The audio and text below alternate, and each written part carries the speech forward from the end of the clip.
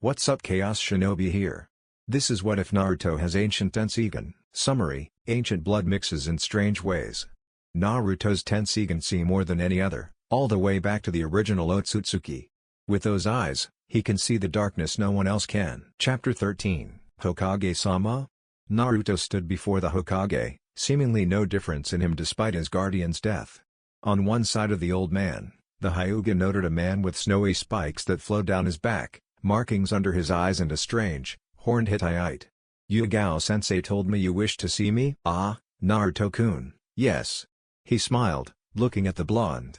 As you know, the Chunin exams will be here in just over a month.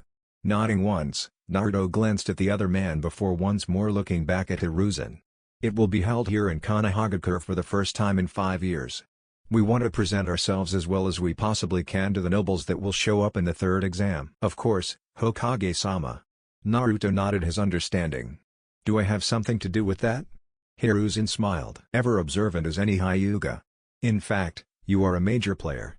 Your missions have caught the attention of a few nobles already, ones that want to see just how strong you are. It would be best for both the village and you if you were to give them a good show of the skills from all sides of your family.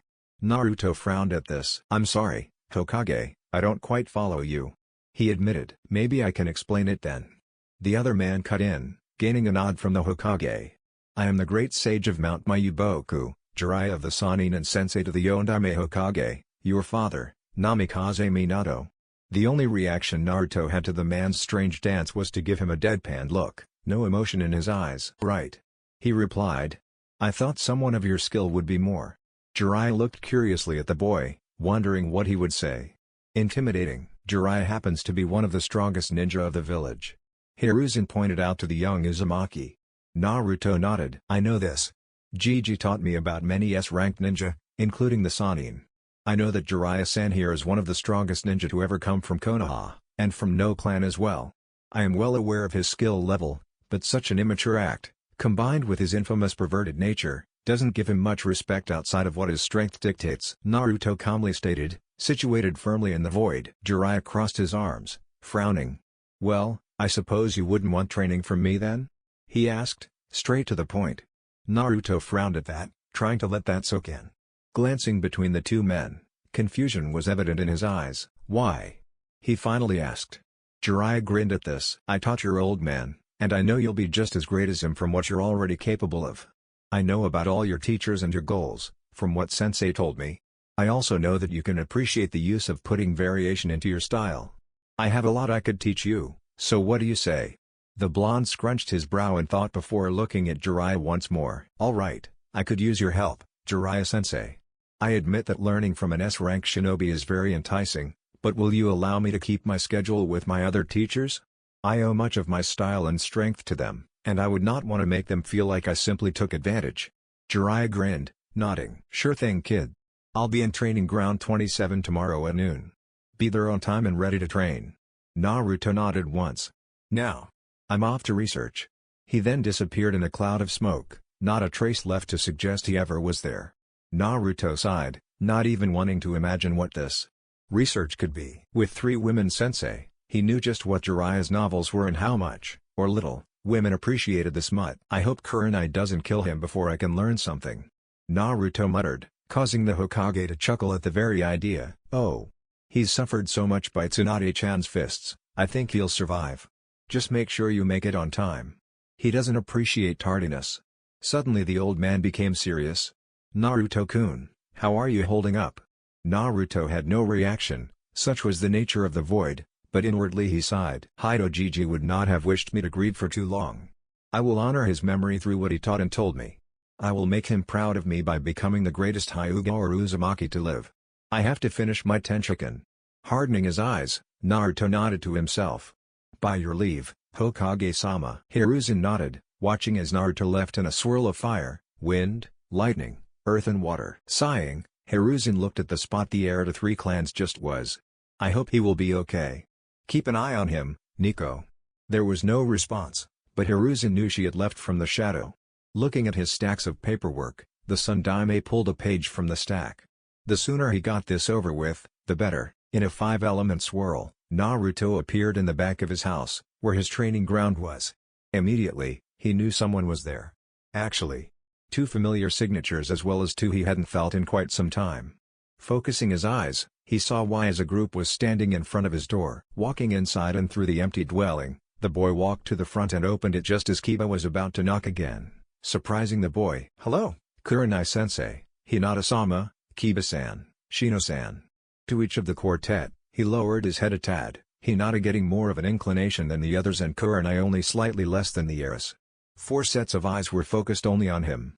"How may I help you today?" "Naruto-san, are you quite alright?"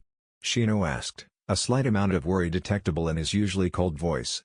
The blonde was curious until he looked at his clothing and smiled, rubbing the back of his head. "I was training my Kaziken," he explained, noting the dozens if not hundreds of minuscule scratches all over his robe. With the cutting nature of wind added with a bunch of cage bunshine, well, they did a number on me. It was worth it though. Maybe I should have changed before seeing the Hokage and Jiraiya-sensei? He idly wondered. Then again, when the Hokage summons you by way of Anbu, you go then and there. "Kaze, Ken?" Kiba asked. "What's that? A jutsu?"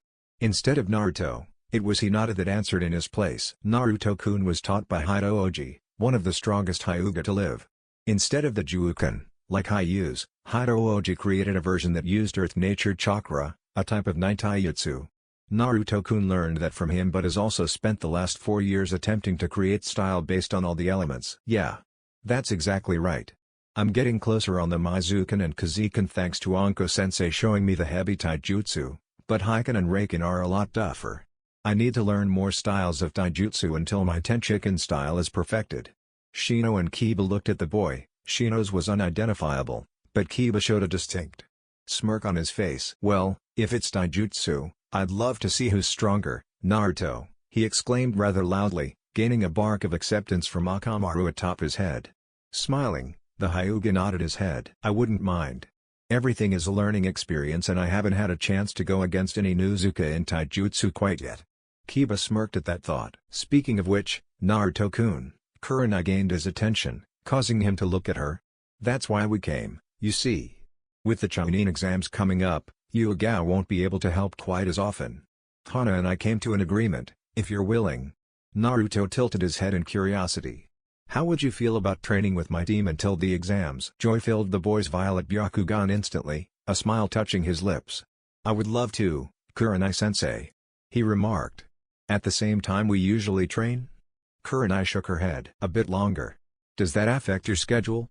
Naruto nodded. "Noon I will have another session with a certain author and ninja." Kurenai's eyes narrowed but she smiled. "Just don't pick up any habits." "But I understand. Anytime you don't train with him, you are welcome at Training Ground 8 with my team." Naruto smiled with a nod. Looking up at the sun, he noted what it was getting close to lunch and looked at the squad. "Would you like to come in for lunch?" he asked them. "One of my clones should be finishing the yakitori and rice now." At just that moment, Kiba's stomach happened to growl, eliciting a blush from him. "May I take that as a yes then?" "It would be lovely, Naruto-kun," Kurenai noted, glancing at her Jinan. "Shino, Hinata, Kiba?" The three nodded in degrees varying from slight, meek and rapid, gaining a slight grin from Naruto as he led them to his kitchen. As he had stated, a clone had a dish on the table that had 6 seats around it. "Good thing I usually make more than enough in case I have visitors," he told them. "I've had people coming every day since I returned. Mostly main branch Hyuga looking to gain my favor and whatnot. Well, I'm going to change into something with less holes and then I'll join you. Make yourself at home." The boy left upstairs, leaving Squad 8 alone in his kitchen. Even the clone had dispelled after putting out 5 bowls on the table. They took seats, looking around the kitchen at different decorations. "Hey, Hinata-chan, do you know who that is?" Kiba asked as he looked at a hanging photo of Naruto and an old man. "That's Hido?" The brunette nodded. "That's him. Naruto-kun was very close to him," she explained. Since he became a part of the clan, Naruto was always with Hido-oji. Even at the council meetings, Naruto-kun wanted to be with him. The one thing he always wanted was for Hido-oji to be proud of him. "Since he became a member of the clan?" Shino asked. "Wasn't he always?" Kurenai shook her head this time. "No. Naruto-kun was once an orphan. Only by luck was he recognized by Hiyashi-sama as a Hyuga. After a test, it was shown Hido-san was his maternal grandfather. The man didn't even know he had a daughter, let alone a grandson, but he treated him like a son." "Hi, Haido Gigi was the best. A voice spoke up from the hall, revealing Naruto. Walking to the picture, he smiled as his eyes lingered on the man who raised him. I could never repay him for what he did for me. Not even if he still lived. Turning to face the Chunin squad, he smiled a smile full of sorrow but also joy. That's why I have to finish my Tenseigan, to prove to him that I can follow through in my dreams. As he sat down on one end of the table, he looked at the boys who sat on one side. Dreams are strange. You set them, a goal to attain, and by completing them you open yourself to higher goals but also affect the dreams of those around you, directly or indirectly.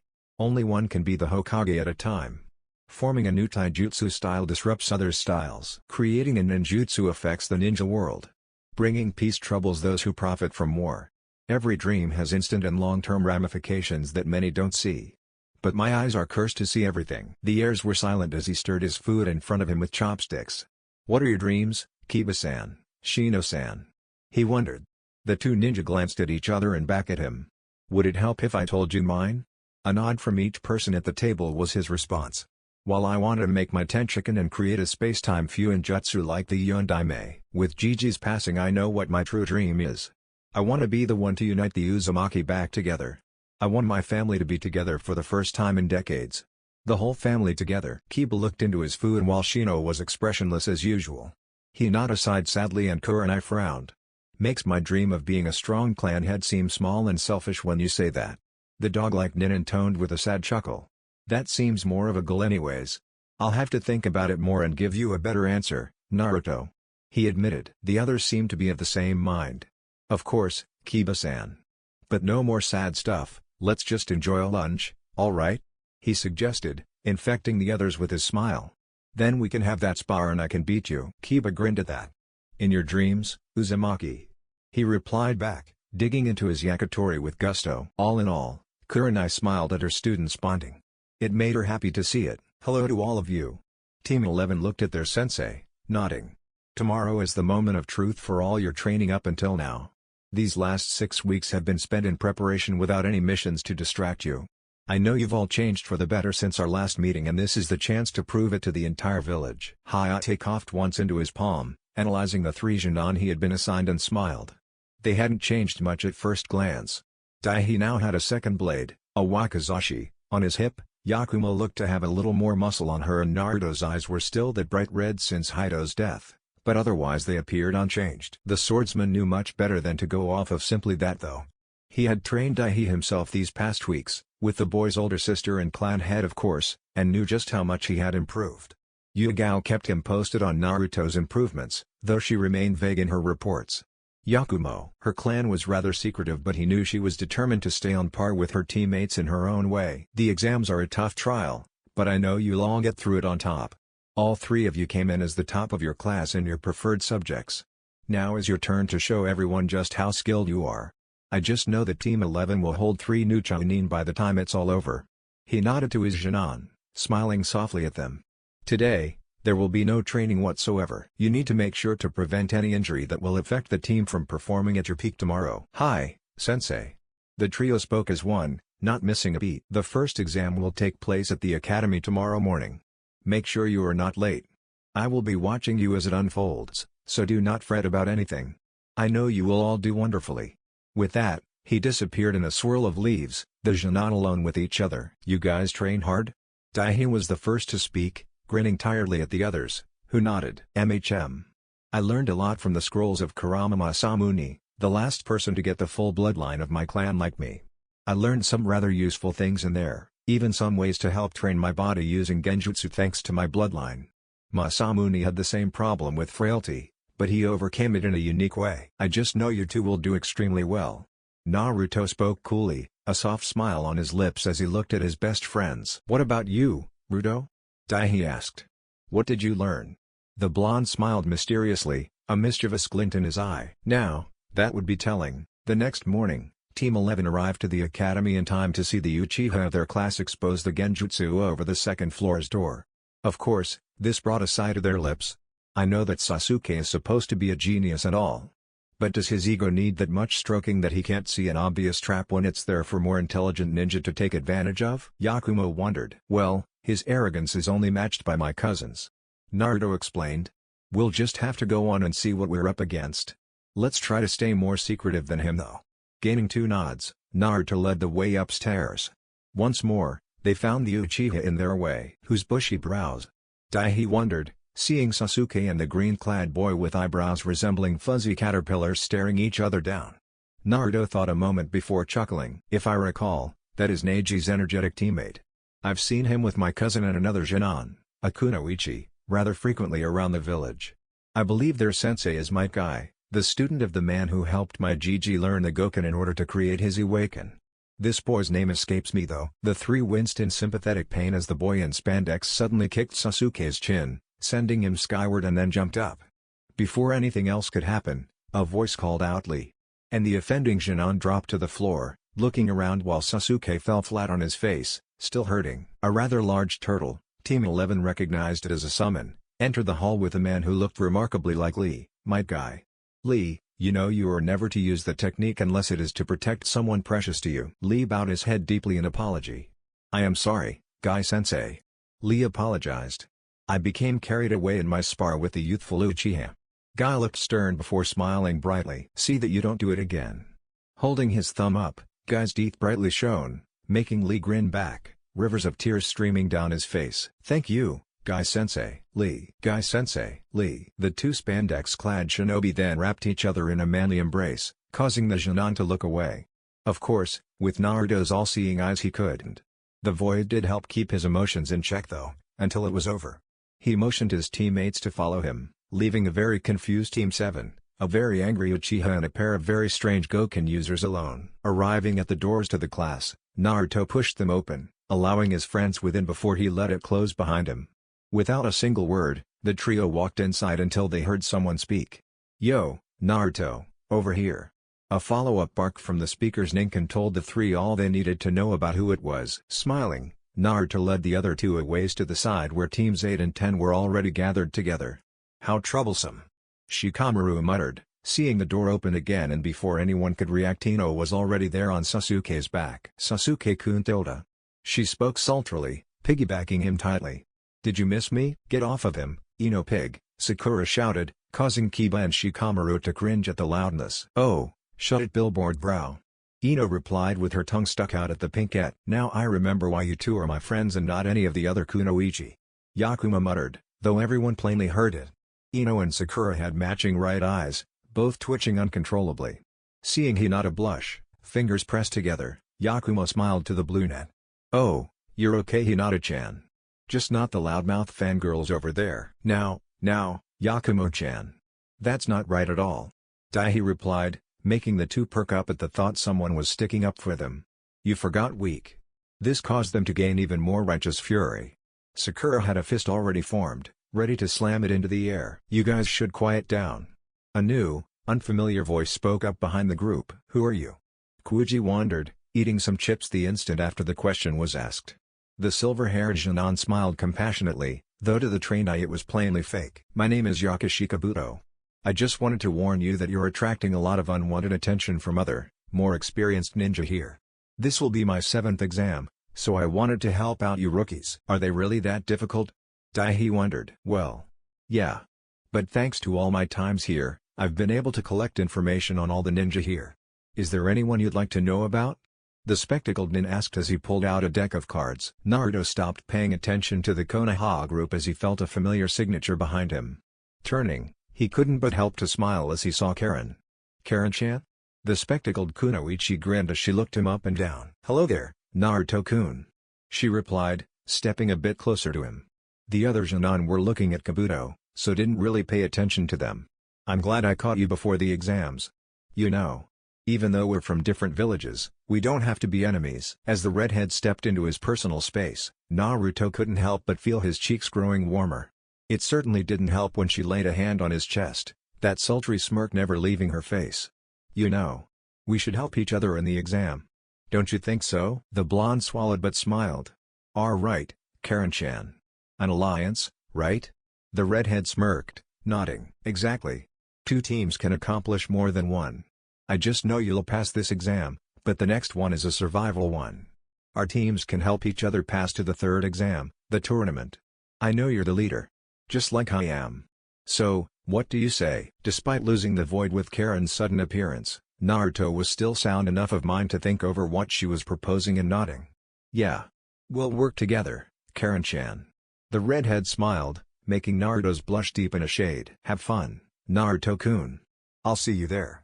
With a nod, Naruto turned back around to see Kabuto on the floor with a bleeding eardrum and a ninja with some strange old gauntlet wearing bandages all over his face and a Hittite with a music note on it above him. Alright, brats, listen up. I'm Morino Aviki, your proctor for the first exam. Any more unsanctioned fights and you'll be disqualified, got it Otto? The mummified boy nodded. Now, take your seats so we can get started. Back with the Jonin, they stood in an observation room with monitors showing the classroom the Chunin hopeful sat in from every possible vantage. Several of the Jonin were making wagers on their teams with high payouts. Kakashi, Kurenai, Asuma, Guy and Hayate each watched the screens in a small group. Kakashi was half reading and half watching, glancing at the screen showing Sasuke, Sakura and Sai every so often, though his sensei's son was also on the list of those he kept an eye on. Kurenai kept her eyes on both her team and Naruto. Asuma was watching the Inoshikacho trio, though the blonde his girlfriend constantly spoke of was not far behind them in his interest. Guy grinned brightly as his Junon were easily passing this test, excited as he witnessed his student's cousin with similar skills. Of course, Hayate watched his own team solely. It seems all of our students passed the first part of the exam rather easily. Kakashi noted with his usual bored tone. I expected no less from the students of my eternal rival, Guy exclaimed energetically. Did you say something? Guy groaned, holding out his fist. Darn you, Kakashi, and your hip attitude. The other three mostly ignored the strange duo, watching the screens as some Junon left the room due to Aviki's psychological torture. On the other side of the room was a lone woman from Kusagaku. She had long, flowing red hair with just a streak of white going down the middle, pale, violet eyes and pale skin. This woman wore a red yukata with blue trimming, black spirals along the edging with a wide obi keeping it tight around her waist. On either hip she had a katana sheathed, each in black scabbards. Naruto-chan is doing just as well as I had hoped. Good job, Karen-chan. Now, as long as his team and your siblings get along, everything will fall perfectly into place. I just know it. She smirked infinitesimally at the thought. I love it when a plan comes together. An alliance, huh? Yakumo asked, looking right at Naruto. And what possessed you to make that decision without us?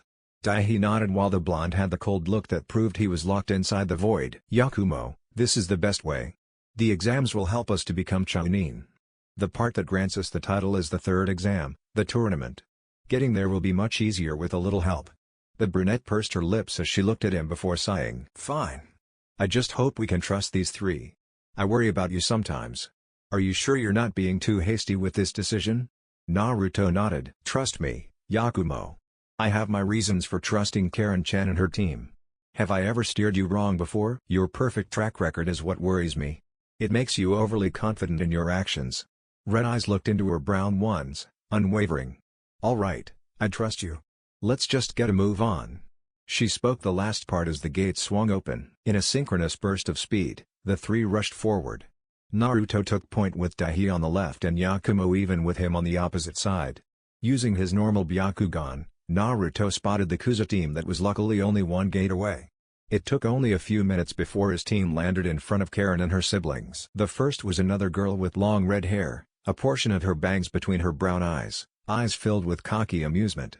She had skin of a similar tone to Karen and wore a black kimono, brown hakama pants and a strange cap atop her head. In her right hand was a flute of all things. The last member of the squad was a boy with white hair tipped with blue, completely soaking wet and dripping with water. His lips were set in a confident smirk showing sharpened teeth, but who could blame him? Naruto knew the sword strapped to his back. It was the Kubikirabushu.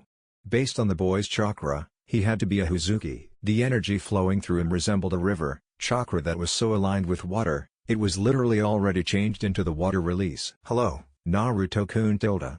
Karen greeted, practically purring out the blonde's name. Yakumo narrowed her eyes at the redhead, but ignored it for the most part as she clapped her hands together. Let me introduce my family.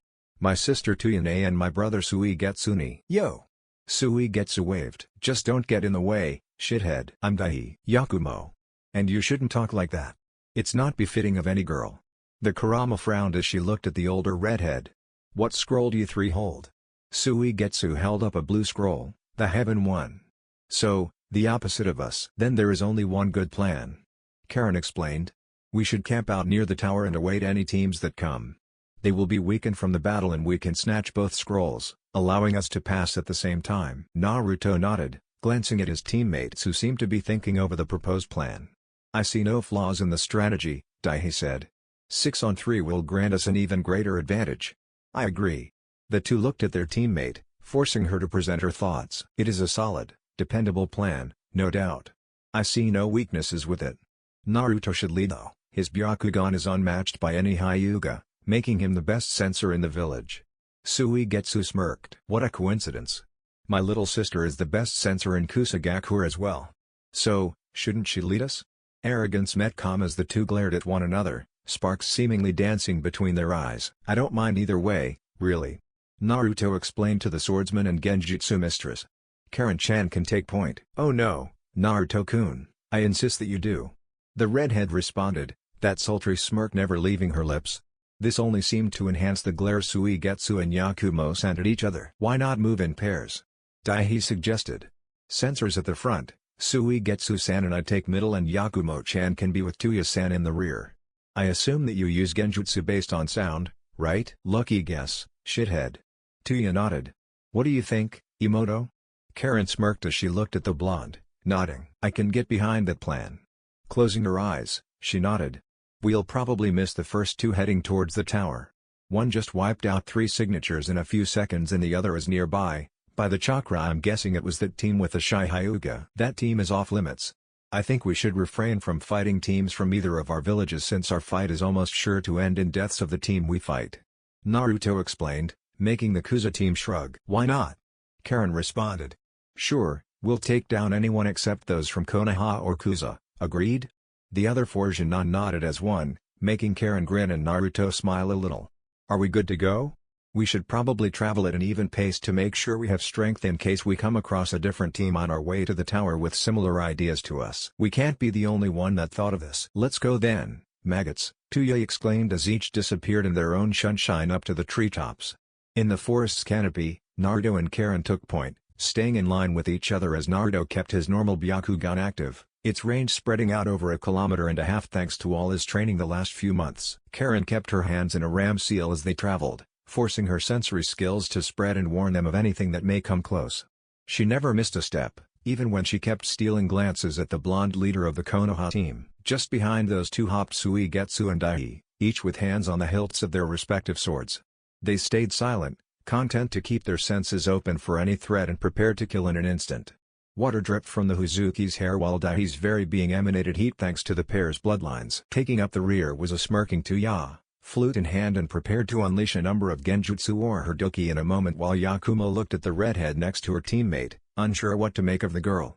Just what did Naruto see in Karen to make him trust her so implicitly? It was strange. He wasn't one to let a girl's looks overshadow his judgment. He had killed women better looking than that girl on missions, strong kunoichi who mastered seduction. What is it about her that makes you so trusting, Naruto-kun?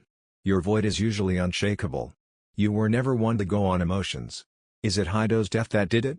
Is that why you are vulnerable? Yakumo frowned, guilt overtaking her heart. I should have visited you more instead of trained. If it was this bad that your personality completely altered, I absolutely must do more for you. Stop everyone. Naruto ordered, causing them to halt their movement. His Byakugan switched to crimson, instantly warning Daihi and Yakumo of the danger. They're not ninja, but we have company. Eh? Suigetsu wondered, though he did pull Kabikarabushu into his hand. A little more explanation? None was needed as suddenly a large wasp sped at them from the side. Only by pure instinct was he able to bring down the Zanbatsu in time to chop it into 2 pieces. Looking at it, everyone saw it was at least the size of a full-grown Ninken. There's more. Karen explained. I'd say hundreds in the general area. I just hope it's not the kind that releases pheromones to tell the hive who killed them. Daihi replied, causing everyone to glare at him. What? You probably just jinxed us, dumbass. Tuya told him, slapping him upside the head. Quiet, Karen commanded her older sister, gaining everyone's attention.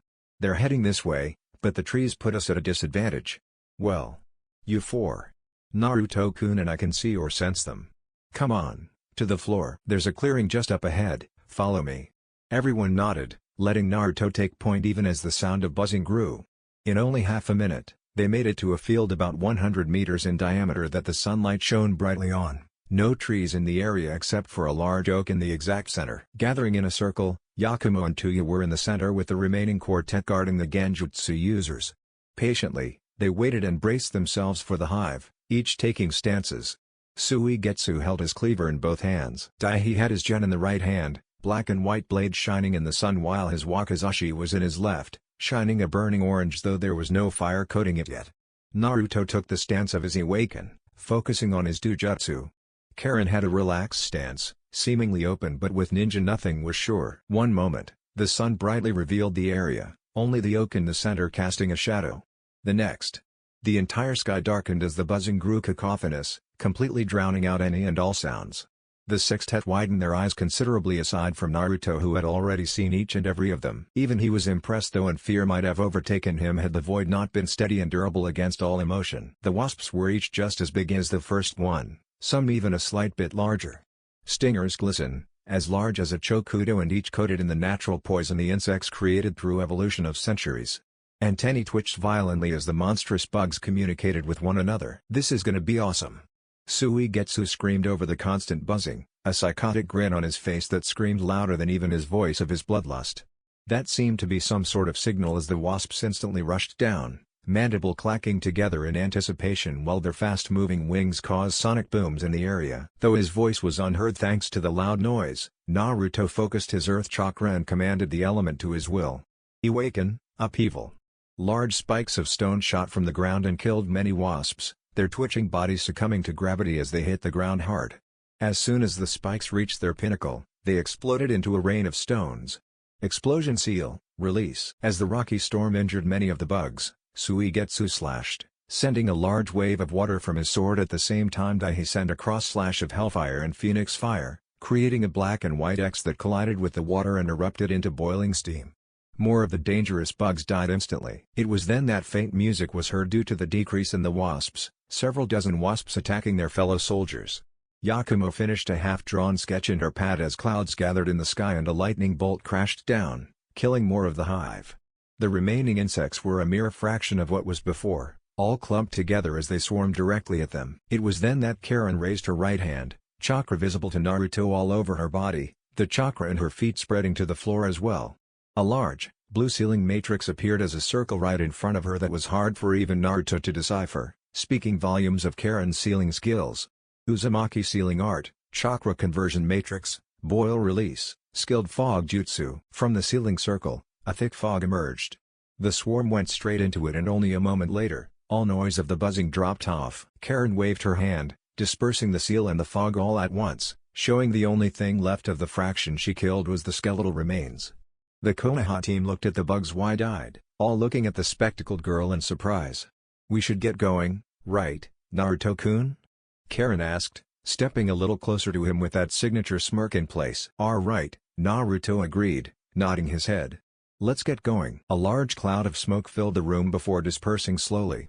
In center, standing atop the two crossed scrolls of heaven and earth, stood the sword-wielding sensei of Team 11. Hayate coughed lightly into his fist, looking at his three students. Yakumo's body was completely drenched and clung to her slight curves.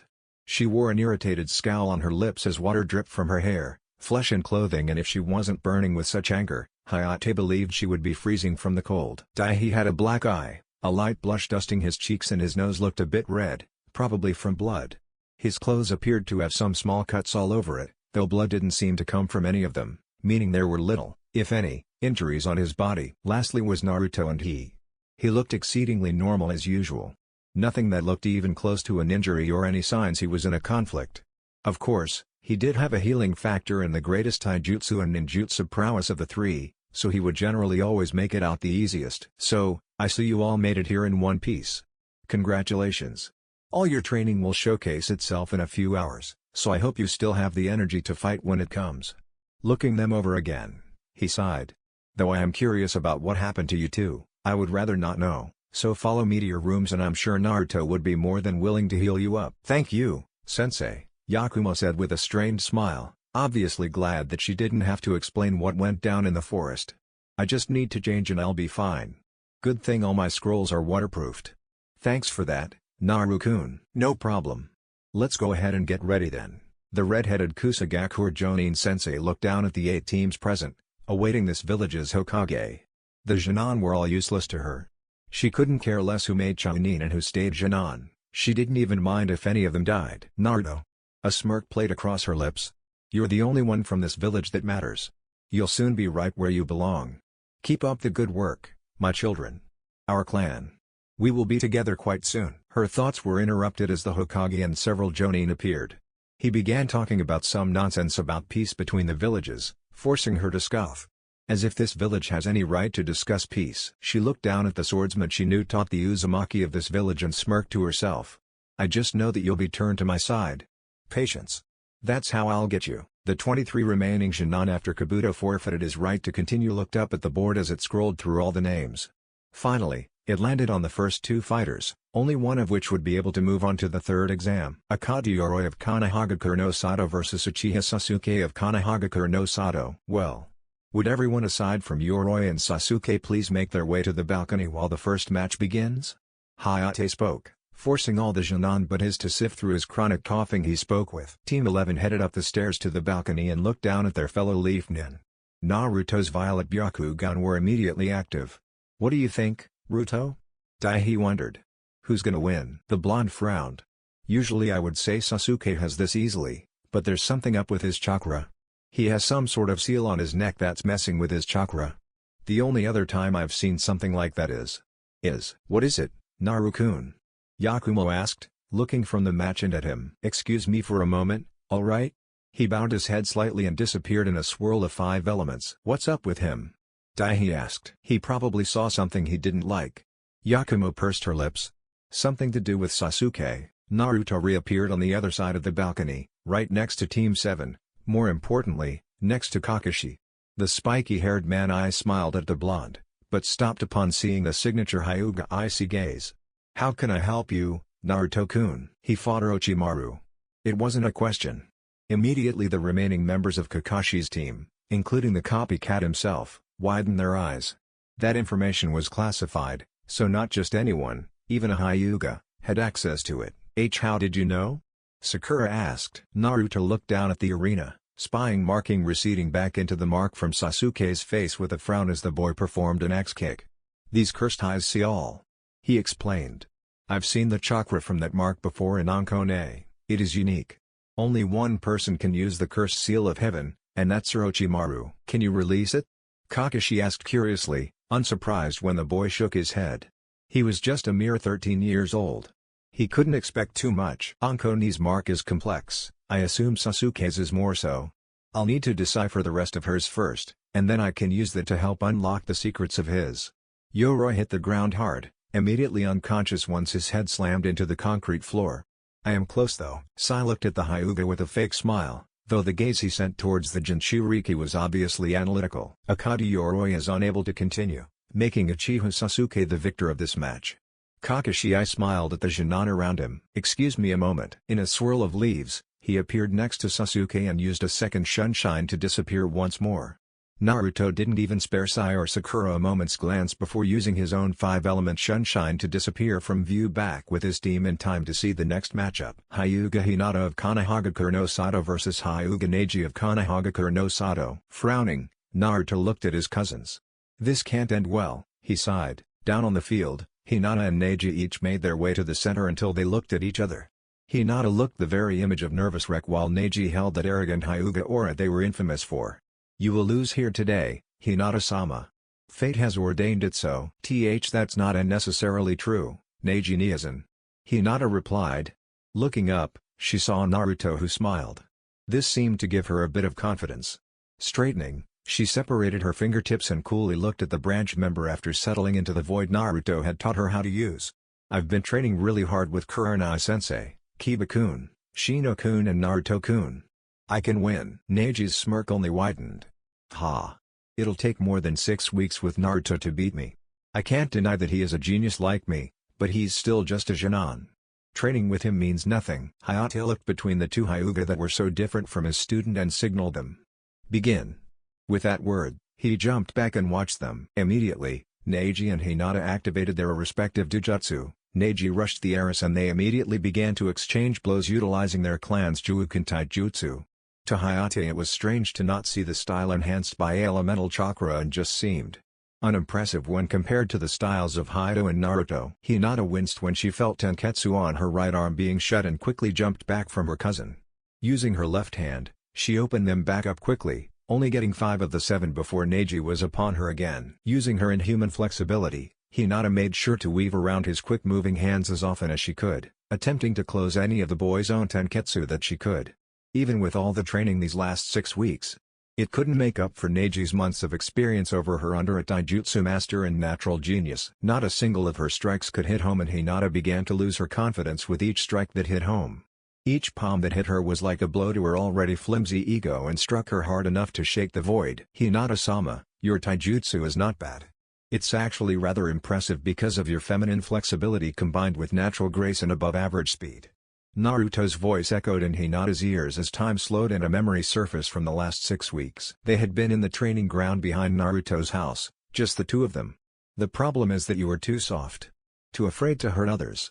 That's a major problem in the shinobi world. It's just who you are. But I'm going to show you a technique that will let you take someone down without harming them. Too much of my own creation. Stealing her nerves, Hinata focused her emotions back into the Hyuga flame, stabilizing the void even as Neji rushed once more. She gathered chakra into her palms and waited until just the right moment. Mizuken, fishing net. Thrusting her palms out, several thick strands of water chakra crisscrossed to form a large net that went at Neji. She smiled, knowing that he wouldn't possibly be able to react in time. Good thing too. It took a toll on her reserves. Even then, she could feel the drain on energy it presented. Haki, Kaiden. Hinata's eyes widened as she saw a large orb of chakra surround her cousin and disperse the net. She couldn't even react as he rushed forward and began a dangerous set of palm strikes that shut down several tenketsu quickly. It seemed like forever for the girl, though it was only seconds, but finally it stopped. With the last strength she had left, Hinata was able to see Neji was on the floor, Naruto with one burning palm and the other holding a frosty blue sword to his throat. As she passed into darkness, she held a soft smile. Naruto, meanwhile, had his cold gaze on Neji. Don't think that will go unpunished, Neji. He told the branch Hyuga before sheathing Shiva. He looked at Hayate, who sighed. Hyuga Hinata is unable to continue. Hyuga Neji is the victor of this match. Naruto was already gone again, looking over the blue net heiress of his clan until medics arrived. As soon as they took her, he left again back to his team. That bastard. Kiba muttered as soon as the blonde appeared on the balcony. While down there, teammates somehow made their way next to Team 11. Doing that to Hinata-chan. A pack shouldn't aim to kill each other. Calm yourself Kiba, Kurenai commanded, shutting him up. How is she, Naruto? The blonde sighed. She'll recover.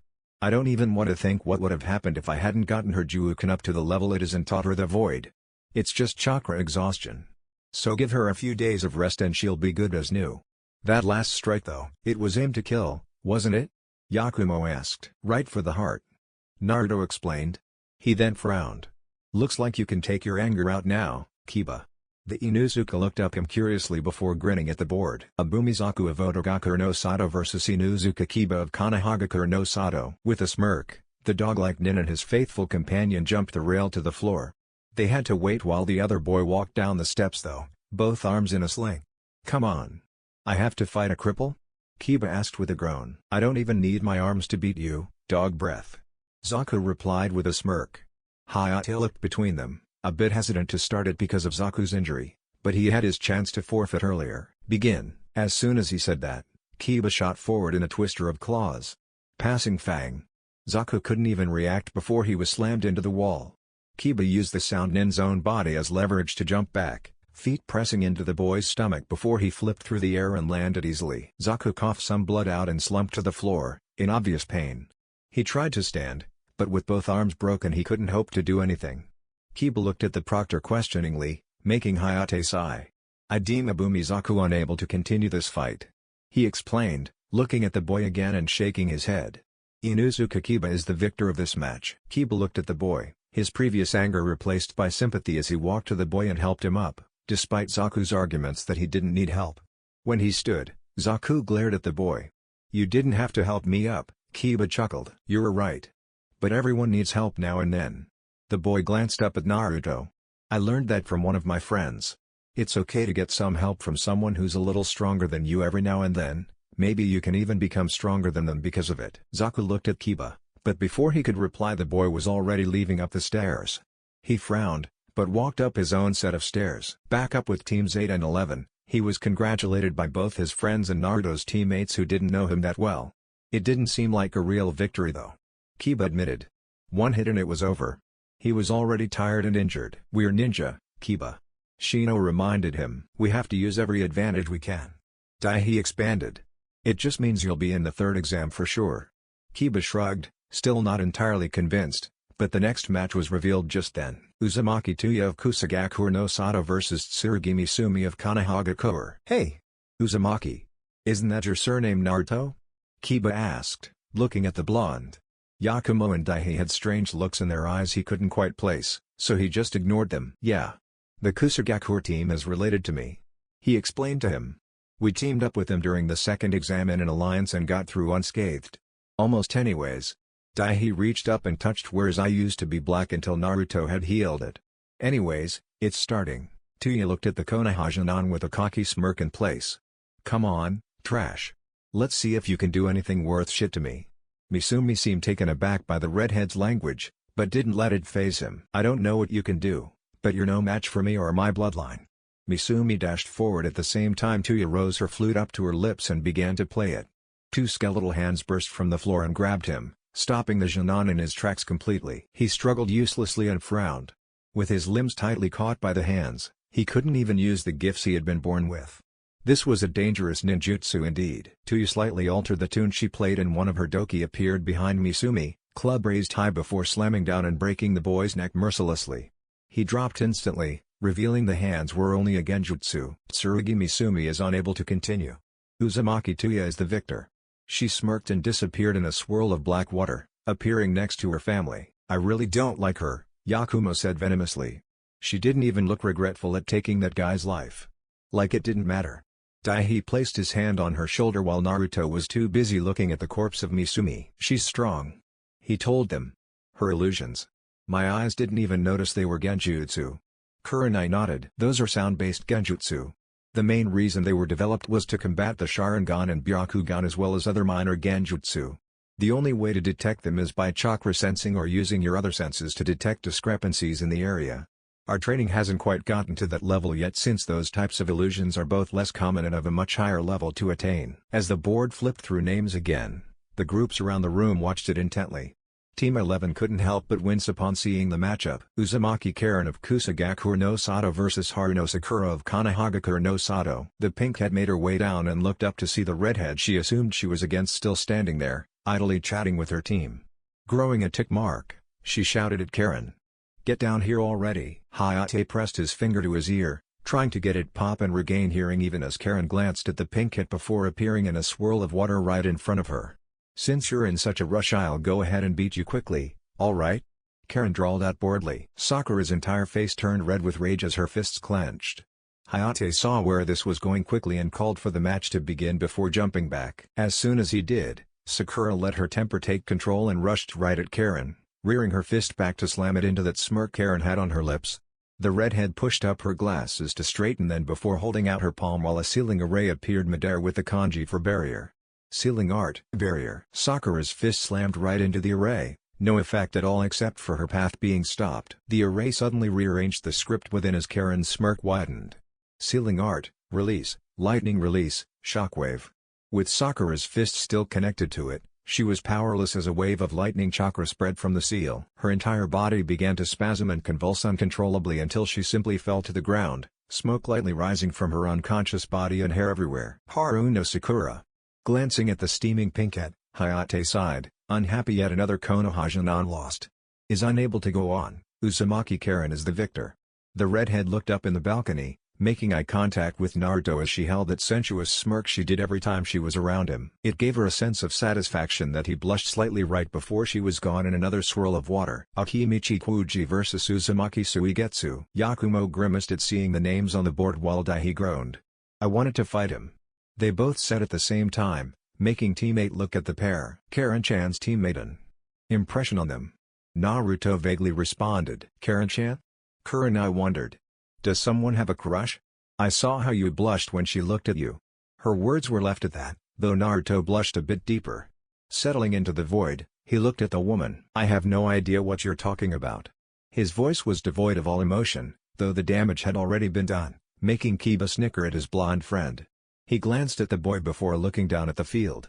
Let's watch our competition. Kuji and Suigetsu looked at each other, one motivated through food and the other confident in his win. Hayate let the match begin, jumping back as Suigetsu pulled his heavy Zanbatsu out with both hands on the hilt. Kuji wasted no time in taking the advantage. Expansion Jutsu. His entire body became a large ball. Human Boulder Jutsu. The final member of Team Uzumaki looked at his opponent with a fanged smirk, not moving an inch as Kuji traveled right at him like a tank of meat. He even threw Kubi Karabushu into the air, the entire audience watching as it spun above the two. Just when it appeared the barreling boy would slam into Suigetsu, all Kuji hit was water before the Uzumaki by adoption reformed behind him, holding a dragon seal. Water release, gunshot. From the boy's mouth, an overly sized bullet of water that was as big as Kuji in his expanded form slammed into his rolling form, veering him off course. Out of control, he slammed into a wall, cracks formed on the concrete as Suigetsu held out his hand and caught the blade once more. His sharpened teeth shone as he observed the Junon roll at him again. Smirking, Suigetsu gripped the blade tightly once more, readying himself. Kuji rushed closer and closer to the swordsman, even faster than before somehow. Suigetsu watched him near and turned his blade so that the thick, flat side was exposed. Rearing his blade back so it hovered right over his shoulder, he smirked before swinging it just the moment to hit the ball his opponent had morphed into. He had the strange urge to name this tactic, so he shouted Grand Slam Jutsu. As the Chunin hopeful sailed through the air, the pain from the hard hit made him lose control of his chakra. He reverted back to normal size and crashed into another wall just above the balcony before dropping right where teams 8 and 11 were located. Looking up at Yakumo, he grinned and gave her a wink, making her glare heatedly at the boy. Hayate looked up at Naruto, who looked at the portly boy, who shook his head. Akimichi Kuji is unable to continue. Uzumaki Suigetsu is the victor. Suigetsu grinned at this and disappeared in the swirl of water his entire team seemed to use. Naruto knelt down over Kuji, eyes looking at his injuries. Is he okay? The blonde heard a new voice and looked up to see Asuma and Ino. No Shikamaru meant he was probably up next. Glancing at the arena, he saw that the shadow user was, in fact, against the sound Kunoichi. He'll be fine, Asuma-sensei. Naruto replied as green chakra enveloped his hands and he placed them over Kuji's ribs. It's just a mild concussion and some bruising on his side. I'll take care of it, no problem, and he just needs to take it easy the rest of the day. The Sarutobi nodded, taking a drag of his cigarette. When did you become a medic? Ino asked, curiosity and a bit of condescension in her eyes. Naruto ignored it completely, but did answer her, out of respect for the Yamanaka clan. I received lessons from Kiba's older sister Hana for several months. She is the top veterinarian of the Inuzuka clan and a certified medic nin of Konoha. I would say she's probably the best in the village, too, seeing how she has to know how to be able to heal multiple species at any moment. Moving to Kuji's head, his hands became a deeper shade of green. I guess that means you're the first Hyuga medic nin. Asuma commented. Your clan is usually too proud to do anything but become frontline fighters or hunter nin. Naruto frowned at that. I'm not a medic. I just like to keep my style varied so I can be ready for anything. And there were many medics of my clan. Just not the side that gave me my eyes. The blonde pointed out, making Asuma chuckle. There's even an entire branch of Fuinjutsu study dedicated to medical uses. As he healed Kuji, Naruto stood and looked at the field, seeing Shikamaru beat the girl with his cage mane and a little planning. As the board scrolled through names, he grinned. Uzumaki Naruto of Konohagakure no Sato vs Sabaku no Kankuro of Sunagakure no Sato. The blonde used his signature 5-element Shunshine to appear before his sensei while he waited for the other boy to show up. The Sand Nin walked down the stairs, looking at Naruto with a cocky smirk.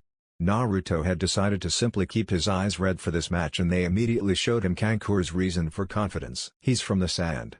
That must be a puppet he's controlling while he's hidden in the bandages. He probably doesn't know I'm a Hyuga. Perfect. I knew signing up as Uzumaki would be a good idea. No need to reveal I know yet though. As Hidojiji always said, a secret in silence is worth two passed on. Settling into a taijutsu stance, Naruto regarded Kankuro coldly as the void settled around him. As soon as Hayate signaled the battle to begin, he rushed forward and channeled chakra to his fist. Iwaken, Grand Divide. Slamming it into the ground, a large crevice opened up and nearly swallowed his opponent if not for quick reaction time and a chakra-enhanced jump. It did serve to force Kankuro into revealing his true position in order to properly get away though. I don't know if that was luck or skill, but revealing me won't increase your chance of winning, Leaf Ninja. Sending the puppet forward, Kankuro had it launch several needles at the blonde. Awaken, upheaval. A wall rose up in front of Naruto and deflected the needles before Naruto punched it, sending stone spikes at Kankuro. Awaken, crushing blow. Kankuro held his puppet with one hand of strings and used his other to change the paths of the spikes using 5 chakra strands at a time. Smirking at the useless attack his opponent used, and the wasted chakra that went with it, he sent the puppet body forward right at Naruto. Utilizing his eyes and countless hours of training, Naruto dodged and weaved around the sudden onslaught of projectiles that were shot his way ranging from senbon, shuriken, kunai and even small blades. This is getting nowhere fast. I need to get up close. Bending his knees, he dashed forward with a chakra-enhanced run, unsheathing Shiva to parry the bladed objects that got too close for comfort. The puppeteer saw that he was too quick to use simple tactics like this and forced the puppet forward, its arms splitting so that there were now 4 and each of their hands revealed a blade in the palm. Naruto saw this coming and grinned despite himself. This would be challenging for sure. The top blades traveled in a scissor slash up high while the lower ones lunged forward in a way that it would be impossible to parry all 4 of them. Slashing his blade down, he poured water and wind chakra into it. Hyuga, frozen crown. From the katana, a whip-like construct with multiple icy barbs all over it was released before the ends connected and it began to spin, looking very similar to a giant crown that could probably fit around Kuji's stomach when he was expanded. The sheer size of the construct alone was enough to surprise Kankuro, but the fact it was made of ice was even worse in his opinion. Is he some sort of bloodliner with the ice Kekai Genkai? The boy wondered. He used earth and ice has been documented as water and wind. 3 elements in one Chunin. Focusing on dodging it, Kankuro used a Kawarimi with his puppet after it passed by it then split it into multiple parts, sending each one at the blonde with the blade exposed. The Uzumaki saw the danger in these and unsealed multiple kunai with tags on them from his clothes, throwing them in all directions. Kunai Cage Bunshine no Jutsu. Each of the 6 copied itself 100 times and embedded themselves all over the field. Kankuro looked around and laughed. You missed, dumbass. It's over now. Naruto had a smirk on his face though, making the puppeteer nervous. What's so funny, idiot? You're the idiot, Kankuro-san. Excuse my language please. Channeling chakra through his body, he pulsed it and all of the kunai and tags disappeared, seals all over the arena in their place. Uzumaki sealing art, infinite summoning seal. Kankuro didn't even have a chance to question what the seals did before Naruto disappeared and reappeared in front of him, embedding his palm into his stomach and sending him forward. This is my ultimate field of divination, the ultimate technique for my branch. Tenseigan, flashing fury. What happened next had even the Jonin baffled. Kankuro was consistently tossed around the arena with only Naruto's voice giving away his location. 2 palms. 4 palms. 8 palms. 16 palms. 32 palms. Kankuro was sent high up in the air until Naruto appeared there as well, hand held high up before slamming down into Kankuro's back. 8 trigrams, 5 elements, 64 palms of chaos. The boy crashed down into the ground with his body burned, bruised, spasming, sodden and sliced up in multiple spots. On the other side of the field, Naruto landed on his feet gracefully, looking at Hayate. Call the match, sensei.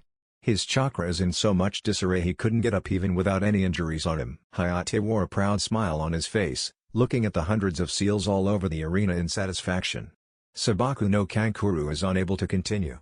Uzumaki Naruto is the victor. The blonde then held a ram seal and pulsed his chakra once more, causing all the seals in the area to immediately disappear without a trace as if nothing was ever there before using his signature sunshine of 5 elements. Back up in the stands, the assorted shinobi, regardless of rank, looked at him in shock.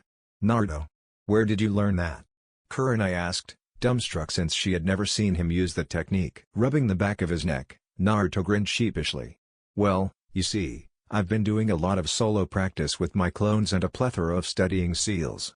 I've been trying to develop that particular seal for the last 6 months. And I finally got it down just last week. It's not exactly perfect though, since the chakra cost for teleporting to seals more than 2 feet away is exponentially higher. But as long as it's a small space and I have enough seals all over the area, then I can use it to the level I want it to eventually be. Asuma took a drag of his cigarette, imagining a yellow flash accompanying each teleportation along with Naruto's looks and chuckled. It wasn't the Hiraishin, but Naruto was filling his old man's shoes quickly and more than he knew. If he completely mastered this infinite summoning seal, he could maybe even pass up the Ondaime Hokage if his progression was indication. Minato was an orphan with little help until Jiraiya took him in as an apprentice. But Naruto was raised by one of the strongest Hyuga and had his skills nurtured from the time he could train. He still strongly prefers the Iwaken though. I know it's a bit strange, but I wish he would hurry and develop the Kazekin of his so I can see my Fuuten tutoring in action. Shaking his head, Asuma looked at the field to see Yakumo and guys clone down on the field, Yakumo holding a ram seal. He should pay attention to this battle. Shikamaru might end up against one of them. Master Illusion, Dream Twist. Lee looked around, grinning. Your genjutsu has failed, Yakumo-chan. I applaud your effort, but let me show you the flames of my youth. In a blur of speed, he dashed forward and sent a spinning kick right into Yakumo's head. The problem was that he simply passed through her head as if she wasn't there, and he frowned. That is most unyouthful. The image of Yakumo shimmered before disappearing completely. Lee looked around for her, intent on locating exactly where she was. However, it was not to be, and feathers suddenly dropped around the floor and Lee found his eyelids heavier and heavier. Until he passed into unconsciousness. As he succumbed to it, Yakumo reappeared from her invisibility genjutsu and looked at her sensei. Hayate looked at the knocked-out Lee and smiled. Rock Lee is unfit to continue. Kurama Yakumo is the victor. She focused on her yin chakra and disappeared into the shadows, reappearing in the balcony. Congrats, Kumo-chan, Naruto exclaimed while Daihi grinned. Yeah. We'll storm right through the third exam. Daihi announced. Here's your chance to prove that. Ino pointed out with a smirk as she pointed at the screen. Right there was the next match in bold kanji. Funikusu Daihi of Kanehagakure no Sato vs Aburame Shino of Kanehagakure no Sato. Daihi and Shino looked at each other, one grinning and one stoic, before the former appeared down there in a swirl of black and white flames while the latter simply walked down the stairs. Hayate looked at the final match one of his students were participating in, and though he outwardly appeared unbiased, on the inside he was really hoping that Daihi beat the Aburame heir. Begin. Hayate jumped back and immediately Daihi unsheathed his gen, rushing the shaded boy as it wrapped in white flames. Jumping up, he performed a spinning slash that appeared somewhere between the Hyuga's Kaiden and the Inuzuka's passing fang. Burning Maelstrom. Shino quickly jumped back, sending out a small swarm of his Kikayu to test the Funikusu's reaction, watching in mild distaste as he used pure fire manipulation to send an arc of phoenix fire that burnt the swarm to a crisp. Fire style, roar of the phoenix. Daihi then opened his mouth and shot a beam of white fire right at Shino, forcing him to jump away and frown behind the high collar of his coat. Proctor, I forfeit. Shino spoke blandly. Daihi's fire is a poor matchup for my clan's style, and I simply do not see the point in losing most or all of my hive in an effort to continue. Hayate rose an eyebrow, but otherwise didn't react. Daihi grinned and sheathed his blade. Sorry about that, Shino. Maybe next time you'll be in luck. Due to the forfeiture of his right to continue, Shino loses this match and Daihi is the victor. The two boys headed back up the stairs as everyone looked at the board for the second-to-last match. Sabaku no Tamari vs Yamanaka Ino. Back up on the balcony, Daihi's team congratulated him and Shino was comforted by his, explaining there was always the next exam or field promotions. Ino looked at them and then at Asuma, seeing him smile. Go ahead, Ino. Try your best and I'll be proud of you regardless. The blonde grinned and nodded, walking down to the floor where the sand kunoichi was already waiting. What do you suppose that thing on her back is? Kiba wondered about Tamari. It's probably a fan. Kurenai noted. The sand is known for its puppets and wind users, most notably the fans that utilize their wind chakra. I wouldn't be surprised if the Kazekage's daughter is a master of the art of the fan at all. Naruto narrowed his crimson orbs as he looked at her. She's the Kazekage's child? He wondered while Asuma nodded. Gaara, Kankuro and Tamari are all children to the Ondaime Kazekage. Naruto nodded and sighed. Ino doesn't stand much of a chance then. The children of a cage would be trained by such a person and excel at a level no one else besides another student of a cage-level ninja can match. Isn't that right, Asuma-sensei? The smoker grinned sheepishly. I suppose Tosan did have something to do with my strength. His features hardened in an instant though. This will serve as a good lesson to Ino though. She needs to see just how strong another kunoichi of her same rank is so she'll be more motivated to train. As it stands, her obsession with appearance and the Uchiha will do nothing for her but hold her back. She has potential, but if she doesn't train, it's all for naught. Naruto nodded as Tamari let loose a merciless swing of her fan, capturing Ino in a cutting whirlwind. Asuma-sensei. What do you think of joint training between Shinnon squads? He asked, causing Kurenai to slightly smirk and assume and to ponder it. I don't see any downside to it. Maybe seeing the strength and weaknesses of your fellow Leaf Nin would motivate some people and we could help each other out. Glancing at the sleeping Shikamaru sitting against the wall, he chuckled. I'll have to discuss it with Hayate. Arigato, Asuma-sensei. Naruto intoned politely as Ino fell to the ground littered in cuts until Hayate called the match and medics carted her off to the infirmary.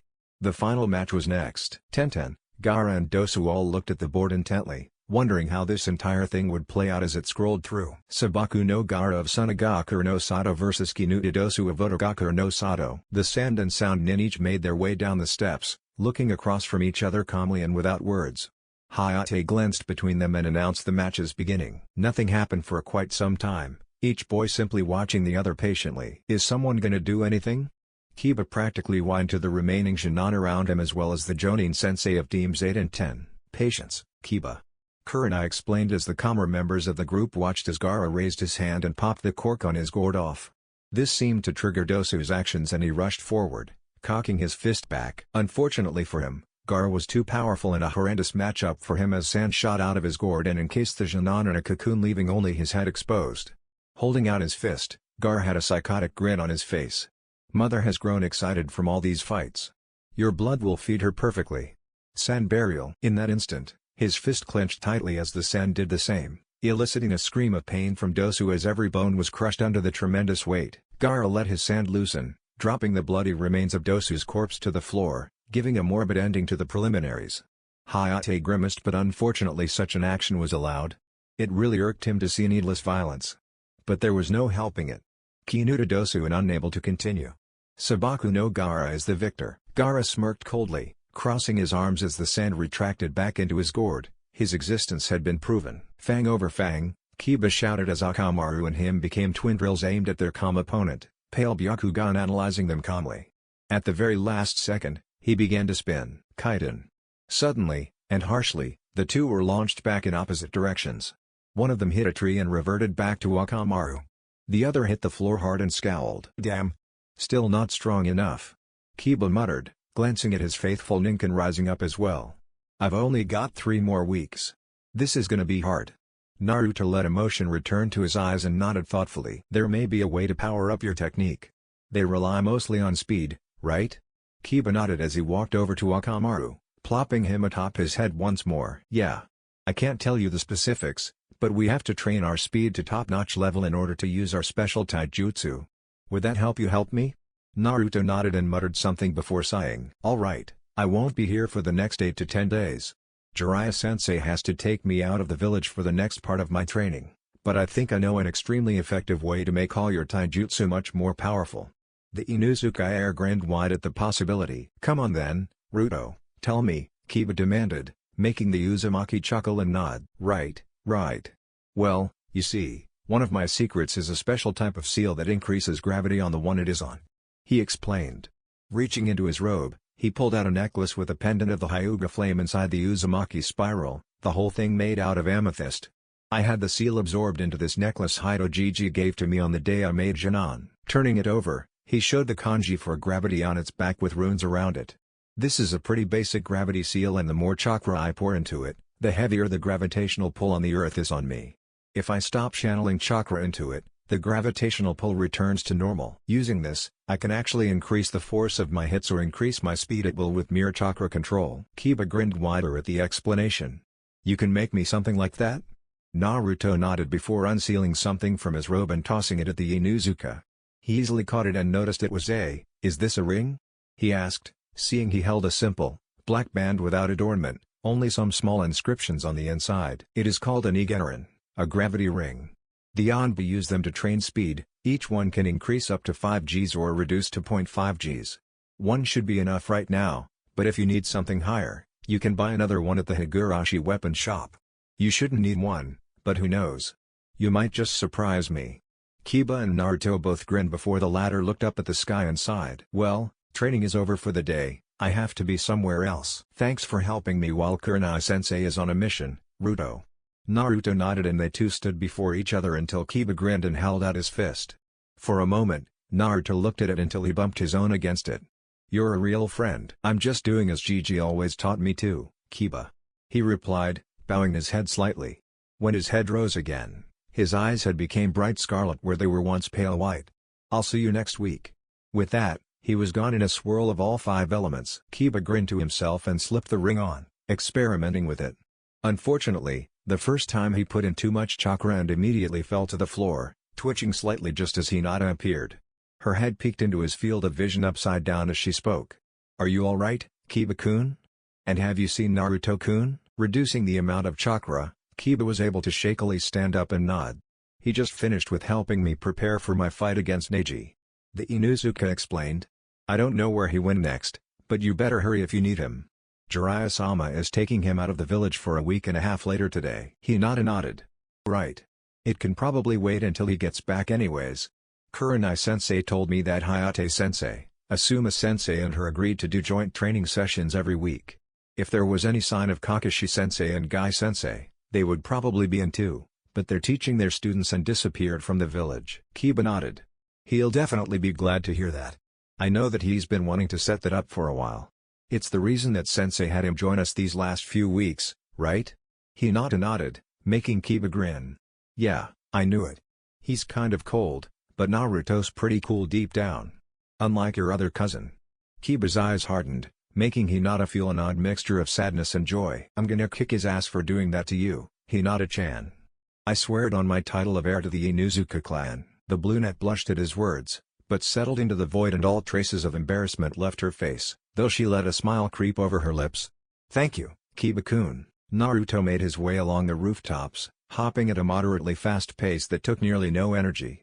Just a pulse of chakra into his feet at precise moments and he made no sound as he became a blond blur to anyone paying attention to the rooftops. Not many people looked up in general though, so he went wholly unnoticed by the population traversing the streets at noon as he traversed the market district. Spotting his destination, Naruto jumped down, appearing in front of a shop with large glass windows displaying multiple ninja tools and weapons on one side, the other with a large sign labeling it the Higurashi Shinobi Supplies. Opening the door, he stepped within with his scarlet eyes scanning the area.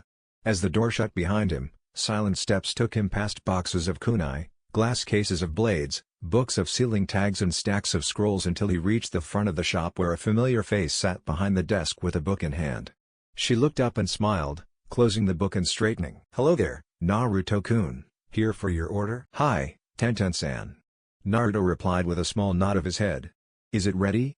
The bun-haired kunoichi nodded and set a scroll on the desk, smiling to her teammate's cousin. "I hope your training is going well?" The weapon mistress in training grinned teasingly as Naruto sealed the scroll in his clothes. "That would be telling, Naruto-kun." She taunted him. "I can't just going telling the competition about it." The Hyuga smiled at her, until her next comment that caused him to settle into the void to avoid blushing. "Especially when I'm up against your girlfriend. Gotta have every advantage against her seals." The cold tone to his voice told Tenten she had forced him into the void and it brought a grin to her lips.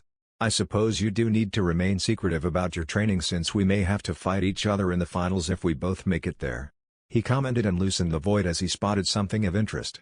"What is that, Tenten?" She looked where he pointed behind her on the weapons rack where the most valuable equipment hung.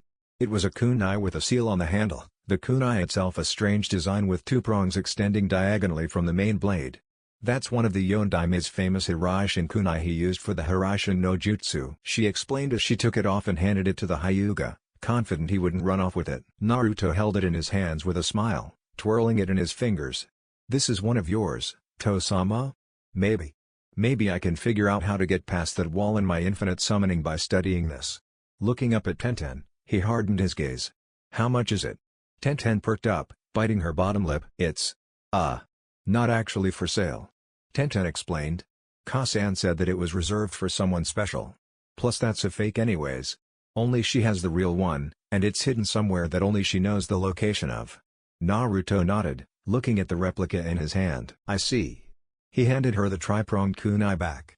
"Thank you, Tenten-san." He bowed his head to her before turning around, prepared to leave. "Oh, hey, I forgot to ask. What did you order this time?" she asked. "Ka-san wouldn't let me help one bit with packing that scroll for some reason." Naruto smiled. "Now, Tenten-san, that would be telling. I want my new skills to be a surprise to everyone at the exams. Maybe you'll find out if you make it to the finals with me?" The kunoichi giggled at his antics. "Oh, we'll see for sure, Naruto-kun." See you at the exams, since I'm sure you won't be back before then. You overplan things too much for your own good, buying everything in bulk that would make a merchant green with envy. Johnny, Denten. The omitting of his usual san to her name didn't go unnoticed, making her smile slightly. See ya, Naruto-kun. Let's see just what you're capable of, eh? Grinning, she grabbed her book once more. Now, Jiraiya-sama, let's see what else you've got in store for Mina-chan, eh?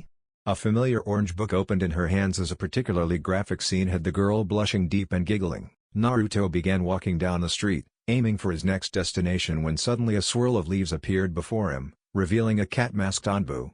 Naruto-kun, the Hokage needs to see you. Hi, sensei. Naruto responded with a nod as she disappeared into the shadows as Anbu often tend to do. I wish she would teach me that. He couldn't help but think as a swirl of 5 elements surrounded him. Using his signature Shunshine, the Uzumaki appeared in front of the Hokage tower and entered. Approaching the secretary, he noted the slight unease she showed just at the sight of him, but ignored it. Over the years, thanks to Hidojiji, the populace had slowly let go of their ignorance. The hatred and fear had ebbed to dislike and nervousness. He would gladly take that to the alternative. Excuse me, the Hokage just sent an Anbu messenger for me? He required my presence for something. The secretary smiled shakily and nodded, motioning for him to go. As he walked past her, to the door, he saw her glancing at his back thanks to his scarlet eyes. Knocking on the large entryway to the Hokage's office, he announced his presence. Hokage-sama, it is Jinan Uzumaki Naruto. Enter. The older man replied, granting Naruto the permission he required to move within. He could not see within, thanks to seals on the tower itself which prevented any Dujutsu from looking through walls, whether those eyes were within the building or outside it. Opening the door, the blonde was surprised to see Jiraiya, Kurenai, Anko, Hayate and Hana inside. There was also an older man he didn't know with bandages around one eye, cane in the one hand he had. Naruto shut the door, curiosity and caution filling his eyes as he fell deeply into the void. How may I be of service, Hokage-sama? He asked curiously. Naruto-kun. Hiruzen greeted. You know, of course, Jiraiya-kun, Anko-chan, Hana-chan, Hayate-kun and Kurenai-chan. The blonde nodded. This is one of my advisors and a member of my team under Shinju Tobirama-sensei, Shimura Danzo. Greetings, Danzo-san. Naruto greeted with a slight bow of his head, gaining an equal one from the crippled man. Based on the occupants, Hokage-sama, I feel as if this meeting has to do with me as the focus? The old man smiled knowingly, nodding. The only sensei of mine that is missing is Hyuga, but I assume she is in the shadows? Correct. The Sarutobi told him. You seem to only be counting your sensei since becoming Jinan. He noted. Hi, Hokage-sama. I do not see Kakashi-sensei, Gai-sensei or Yamato-sensei anywhere here. I can only assume this means that whatever this meeting is about concerns me since becoming Jinan. Again, the Hokage nodded his head. You would be correct. Danzo spoke. Naruto noted his tone was nearly the same as when he took the void, though some amount of emotion was still present in the cripple's voice. You are highly observant for a Jinan. My cursed eyes see all. The Uzumaki explained. The darkest shadows and the brightest light are the same before my Dujutsu, cursed to remain active at all times and spy the smallest detail. Gigi noted it was likely because of either my Uzumaki DNA or my mother's burden. Oddly enough, that is part of the purpose behind this meeting, Naruto-kun. Hiruzen noted. Surely, you know, as Jinchuriki, you are a valuable asset to our village. The blonde nodded. You are, perhaps, the only thing that keeps this village safe from attacks by our enemies. Hi, I understand fully my role as sword and shield for this village. He replied. I am to serve as the shield from war by holding the Kyubi within and, in the event of warfare, must do my utmost to ensure the ranks of my enemy are destroyed utterly by using my Baiju's power. It is a Jinchuriki's role to ensure a village's survival by the shedding of blood, so that others do not have to. Each of Naruto's sensei looked upon the boy with a sense of sadness as he analyzed so calmly and coldly his future, the future of a weapon. Danzo, meanwhile, held a slight smirk that the boy was so devout to his village and accepted his role. I may not have been able to enlist him en route, but Hyuga Hido has done a wonderful job in raising him to be the weapon of warfare Konoha needs. He just needs experience. Naruto-kun, based on the suggestions of the wonderful ninja here in this room, I have come to a decision. First, you must know something. My wayward student, Orochimaru, was in Konoha during the first and second exams. I know. Naruto replied, making all the other ninja look at him in surprise. I saw his chakra in Sasuke, The joie, I've spent enough time around Onkone to know exactly how it feels and what it looks like. I'm unsure what he wants at all, but I know he was here and fought Sasuke. He fought all of Team 7. Anko explained. He toyed with them. Tested the Uchiha and then branded him with that glorified Hiki.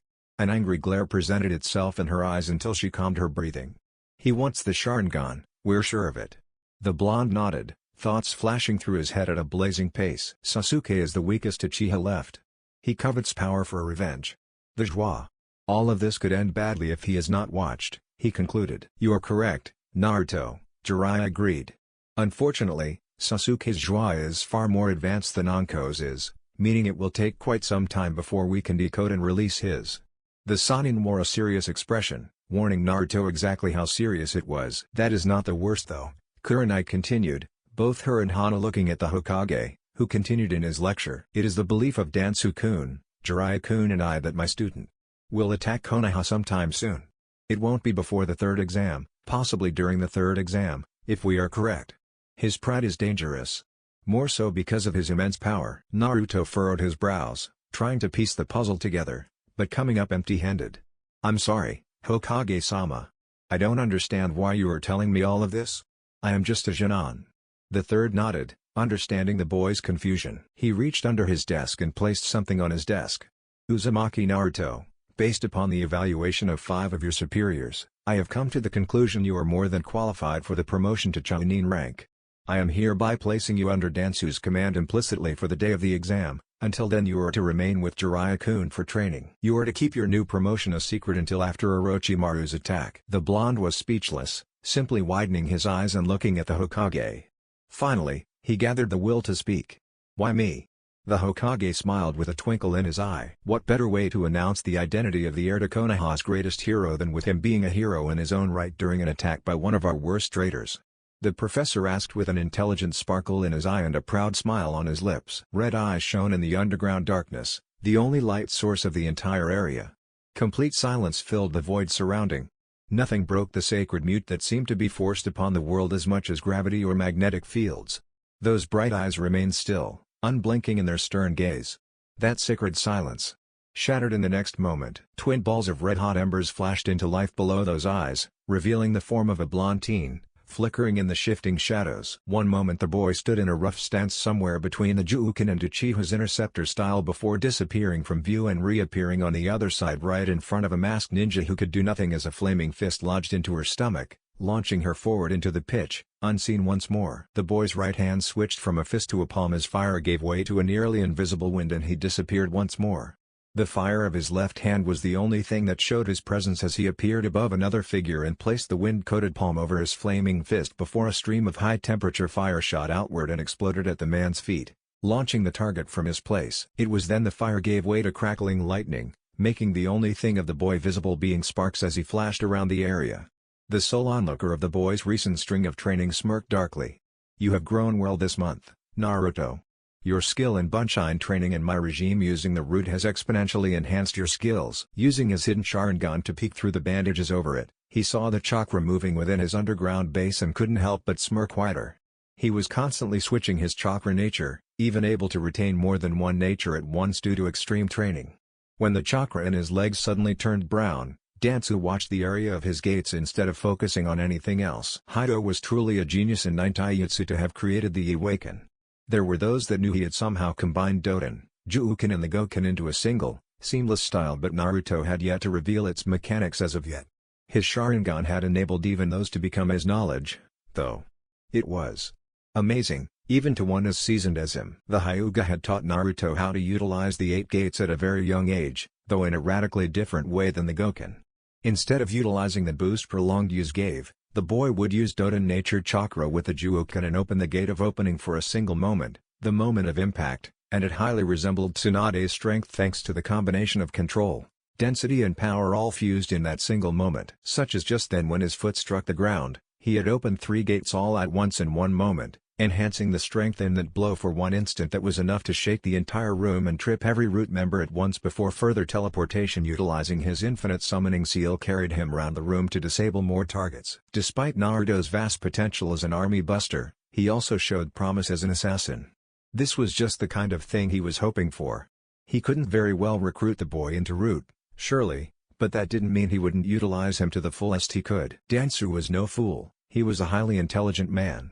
His survival after 3 wars, ability to hide both the Mukuten and Shisuizuman Geikyu and manipulations of the village and events outside of it were high proof of that. If he attempted to turn the Jinchuriki into a route, nothing could end very well. The boy had friends within the heirs and many Jonin supported him. If he disappeared or his death was faked, it would draw too much attention. That didn't mean he couldn't utilize the boy in other ways though. You are definitely strong enough, some experience and pain is exactly what you need to become just what I need. To become my heir, young Uzumaki. That is enough, Naruto. The elder's voice traveled over the silence as darkness retreated in exchange for the light his illumination seals provided. No route remained once the shadows left, all strong enough to make their way into hiding as he had trained them to remain. I am satisfied with your progress. By the day's end, I am certain you will show to the village your strength and the Hokage would be foolish not to promote you further if my predictions are correct. The blonde nodded. Hi, arigato, Danzo-sensei. Naruto responded in kind. I will do my best not to disappoint you or Jiraiya-sensei. Danzo nodded his head, thoughts circulating through his mind as to what the blood clone with Jiraiya could have learned this past month. That particular ninjutsu had been a blessing in secrecy for the man. Utilizing it, 2 copies of Naruto had been created and commanded to kill themselves today when no one was around. One had remained with Jiraiya for training in whatever the Sannin decided while the second remained in Naruto's home to keep up the front he was still there and bring no suspicions about his location or new rank. The only problem that could possibly occur would be what precisely the other 2 clones would pass to his student. Jiraiya was notoriously optimistic and peace-loving, traits no heir of his could possibly benefit from. Then there were the boy's friends. Much as he hated to admit it, Danzo required Naruto to have the illusions of friendship. Without them, there was nothing truly here to ground the boy.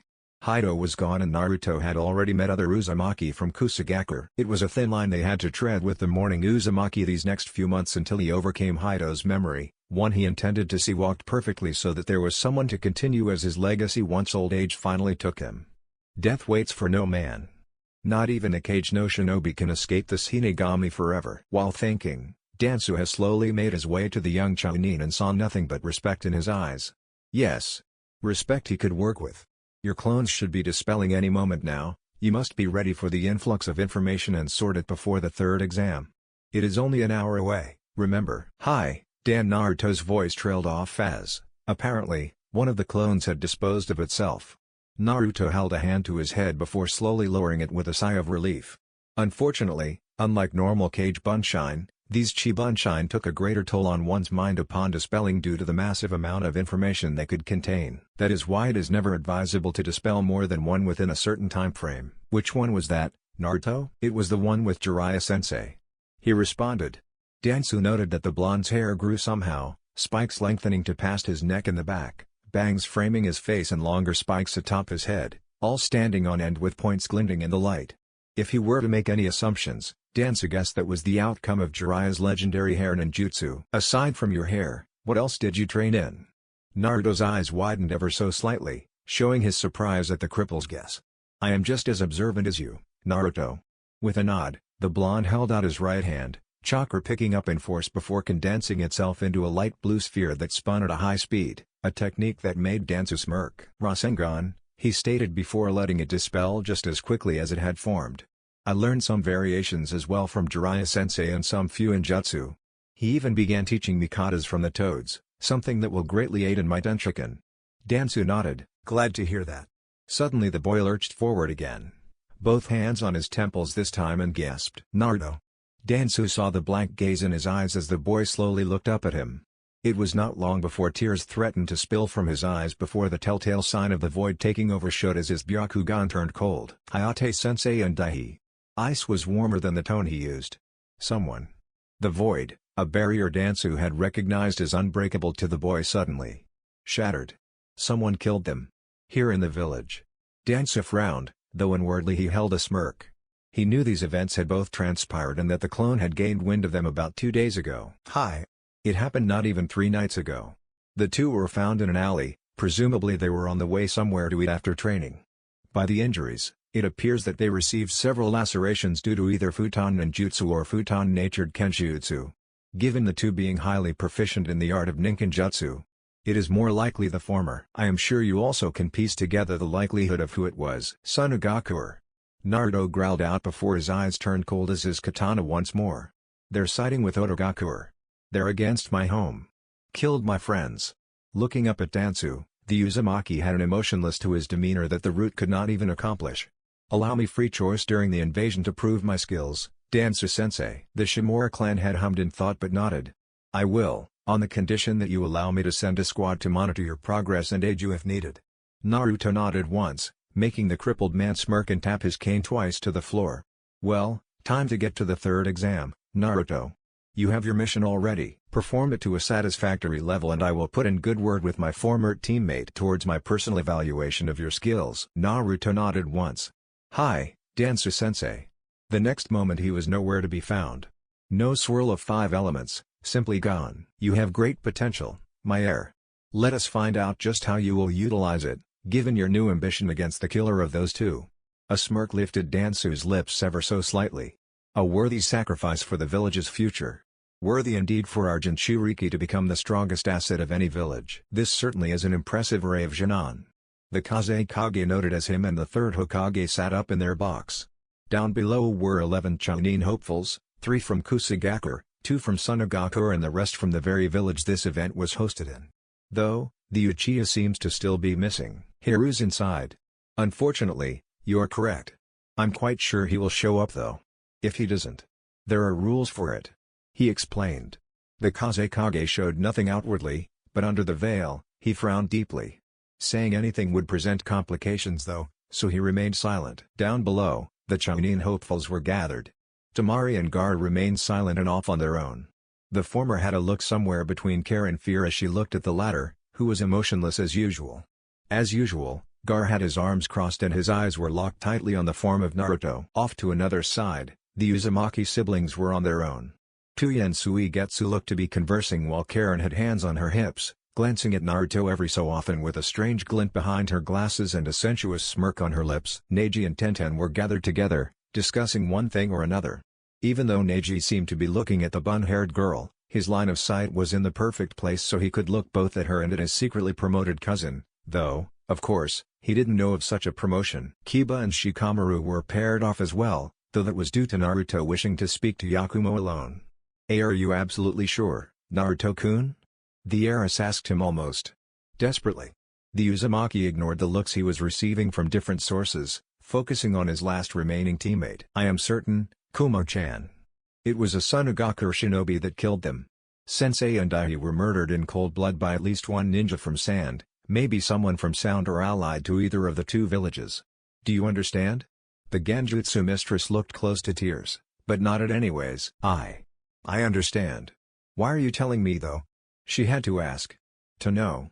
Naruto was the last person left she trusted her life with. He was one of the 2 people who had helped her become who she was today, a strong kunoichi capable of serving both her clan and her village despite what her last sensei had told her. Naruto sighed and closed his eyes a moment before locking them with hers. Kumo-chan. Hidojiji told me something before he died that made me think the world was only darkness and corruption. Daihi and you were the biggest lights in the darkness to me.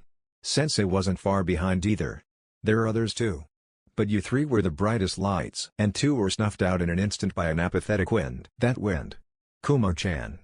We need to snuff it out. I can't tell you exactly everything because people might hear. But you'll understand whenever the time comes. When it does, do what you believe is right, I'll support it no matter what. You're not making much sense, Naruto-kun. Yakumo replied, worry deep in her eyes. It almost sounds like you want us to. The emotionless look in his Byakugan had something else just underneath. A vague look that Yakumo recognized in herself from her past and even her present.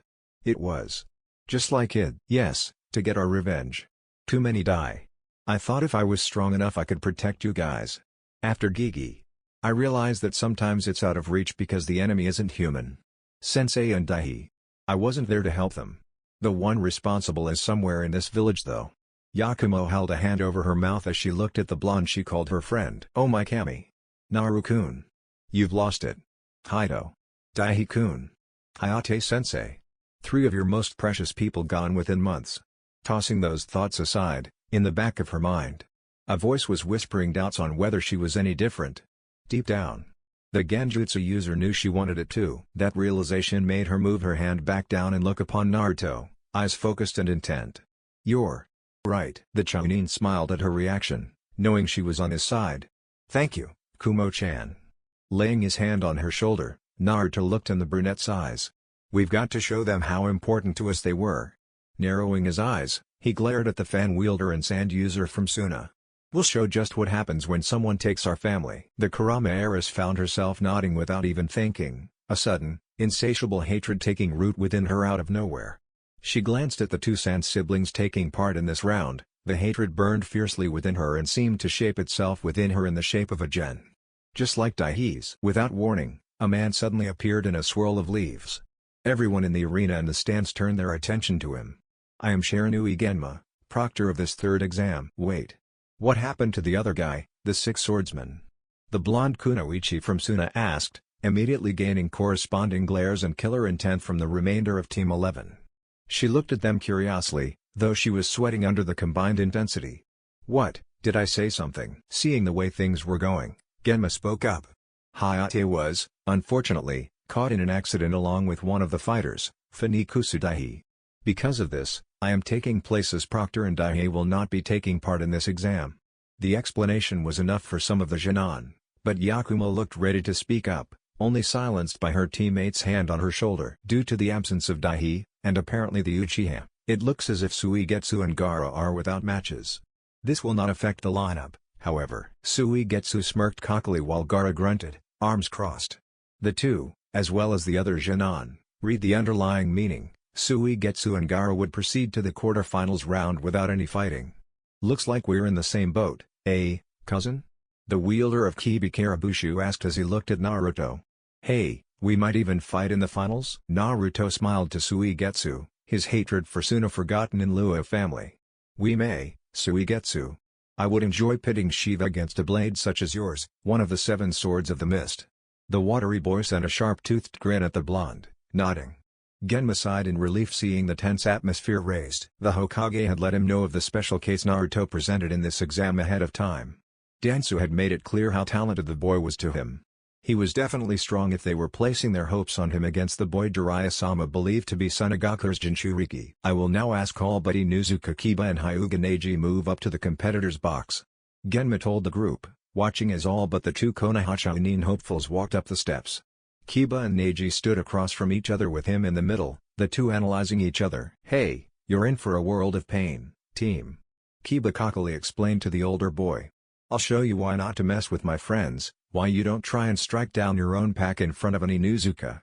Neji scoffed at his opponent, a cold smirk in place as he looked upon him. "You're actually pretty funny, but if you're on her team, you need to forfeit now. I am already superior to you in every single way.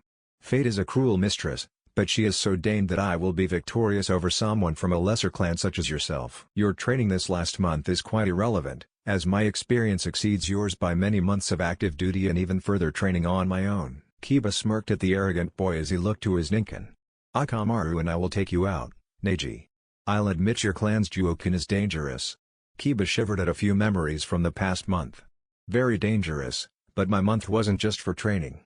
It was used specifically for training against you." Genma took that as a signal to call the match to begin, allowing Kiba to rush forward right at the branch Hyuga. Neji smirked at the attempt.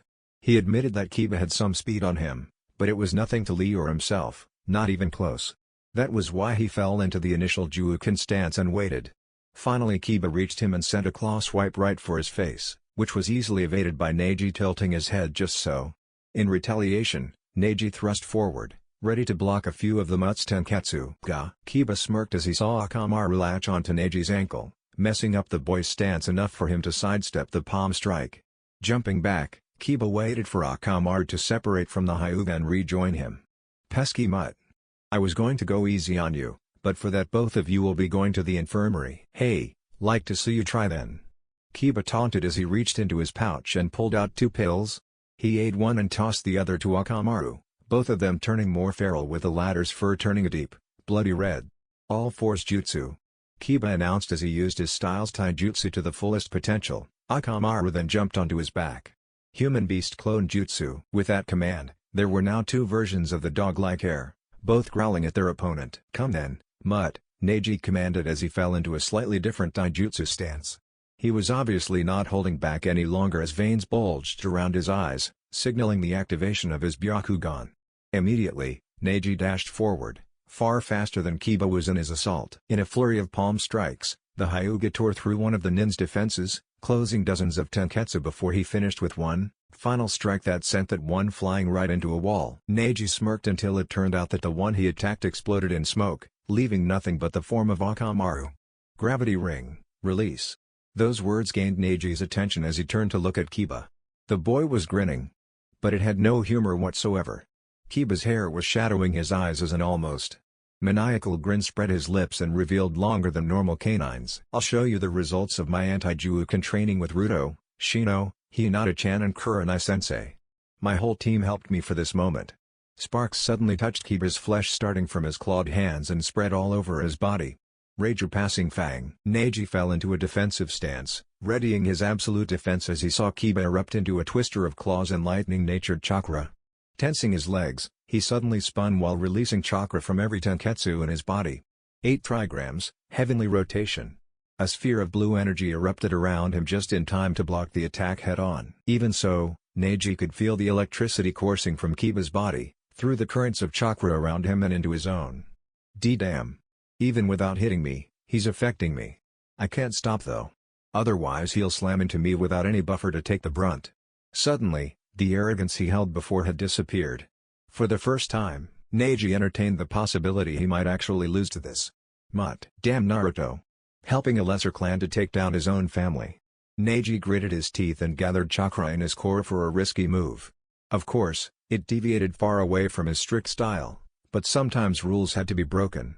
In this case, it was necessary to avoid further electrocution. Feeling the pressure mount within, he released it as an outward pulse as if to dispel a genjutsu, the chakra dome around him adding enough power behind it to send Kiba back. Sighing in relief, Neji grunted as he felt the full force of the electricity's damage. His left hand had no feeling whatsoever while his right leg was throbbing in immense pain. He was pretty sure his right shoulder was burnt to some degree as well. Looking at his opponent he saw Kiba grinning, though it was apparent he also was in pain. He must not have mastered that move entirely then. He's probably in slightly better shape than me right now, but without the rotation, I would already be out. The 64 palms is out of the question for sure right now. It's impossible in my condition. Kiba, on the other hand, was panting heavily. Naruto was right. The rotation is a channel for my lightning to the opponent. Once I master this jutsu, I can see how powerful it will be. The after effects though. He grunted in pain, feeling his arms both throbbing in pain. It's dangerous. I'll need to train more after the exams for sure. Grinning, he watched as Neji's left arm lifted before falling down. Then the right leg moved backwards. What the hell? Neji wondered, glaring at Kiba. My body. Nice, isn't it? Kiba asked. Naruto said it was something to do with the nervous system. It's temporary, but a med-nin would be able to fix it. So, why not just forfeit? Kiba smirked at the scowling boy. You Hyuga are all pieces of work. Hinata and Naruto are the exception. You think you're the best of the best, only need yourself to win. Any Inuzuka will tell you the truth, he continued, slowly walking forward to the immobile Hyuga. The pack is first. We don't train ourselves, we train each other. Alone, I would stand absolutely no chance against you, Neji. I admit that. But with the help of my team and Ruto, I was able to develop a strategy to beat you, train myself in it and pull it off. Neji growled at Kiba, still trying to figure out how to move everything the way he wanted. You don't know what you're talking about. Others. You trust them and they'll betray you. Even your own family. They'll take your trust and use it against you, taking you down for their own gain. DCH, maybe. Kiba replied before looking at the stands and then back at Neji. But I'm not like that. Naruto isn't like that. Hinata isn't like that. Sensei isn't. Shino isn't. I don't know what happened to you, who caused it or why you're holding on to it after so long, but think about it, team. You're alive. You have family that cares about you, for whatever reason. Take advantage of it. The Inuzuka growled, grit his teeth and squeezed his right fist tightly. They might go at any moment, just leave without a word by no fault of anyone. A mission gone wrong and a life of what-ifs. But you have to go on. You have to cherish those around you that are precious. Or you'll lose them too. Neji and Kiba now stood not far from each other, easily within one another's range. Neji glared, but could do nothing while Kiba had a look of sadness but didn't act yet. That's why the pack is most important. A single hunt could look great, but turn completely wrong in one moment. I get you lost your father, so we're in the same boat, team, but that doesn't excuse you for taking it out on Hinata-chan. Cocking his fist back, Kiba slammed it into Neji's face, forcing him to the ground. The Hyuga looked up at Kiba in shock, slowly able to work his mixed-up nerves to grip his cheek, though the pain felt like it was coming from his stomach, oddly. When you learn how important family truly is, maybe you can be as strong as your cousins. Kiba took out a kunai and held it to Neji's throat before looking at Genma. The proctor nodded. I declare Inuzuka Kiba the winner of this match. Medics, please take Hyuga Neji and Kiba-san, go up to the competitors' box above. The second match will begin now between Shikamaru Nara and Sabaku no Tamari. Up above in the stands, several Jonin could not believe their eyes at what had transpired. Most especially was Mighty Guy. He looked at Kurenai, his eyes suddenly releasing waterfalls of tears. Kurenai, your student has displayed such youth in his match. Neji is the strongest of my 3 students, but he beat him soundly, a feat Rock Lee and Tenten could not perform when working together. How did you make him so bright with the flames of youth? Kurenai glanced at the eccentric man with a small smile as the next match began with Shikamaru being pushed from the balcony by Naruto. I admit it was not entirely my doing. This gained attention of not only Guy, but also Asuma. That Naruto. He is quite the leader. He doesn't seek attention, but it is brought to him. He has not once sought out other people, but they are drawn to him. His skills were brought out by Hyuga Haido and, likewise, he wishes to help others bring out their skills while also increasing his own. He's still a Jonin though. Asuma pointed out. It was true that he had helped Naruto out when he was younger in wind and fire manipulation as a favor to Haido, but he hadn't really seen much to show the boy as special back then. His Byakugan were a bit strange and he was a quick learner, but the first could be by Kushina's genetics while the other was to Minato's. That Jonin as you put it, Kurenai replied, quite enjoying the fact that Asuma was out of the loop she was in. He is a genius. Haido passed on his nintaijutsu style to him which is quite deadly to any opponents, but he didn't stop there. Naruto wanted to complete it, to create styles based on all 5 elements. He's getting closer, developing them more and more each day. Furthermore, he's sought out tutelage in other forms of study. Few in jutsu self-taught that is a high enough level to challenge Jiraiya-sama, Kenjutsu, medical ninjutsu and genjutsu taught by Yugao-chan, Hana-chan and myself, not to mention the various taijutsu styles he has been trying to learn and incorporate into his ambition. That boy spends every moment training that he can, hoping to make Kaido proud of him. Kurenai paused as she looked down at Shikamaru and Tamari in a real-life shogi match, a battle of wits. Naruto helped my team by granting a new perspective I could not grant. From the academy, I knew I wanted to specialize in genjutsu and spent my time in that. That is what makes me the best in the village. He never did that though. The boy wants to learn as much as he can about everything, and that makes Uzumaki Naruto an excellent teacher, despite rank or experience. He can spot things that those of us specializing in an area away from where one needs to improve cannot. Guy's tears returned even further. Such youth must be commended. I truly hope we can witness his style soon. I am most interested in how well he does. Kurenai smiled at his antics, but shook her head. The lineup will force you to wait quite a bit for that moment, Guy. Kurenai explained. You'll just have to be a bit patient. Yosh.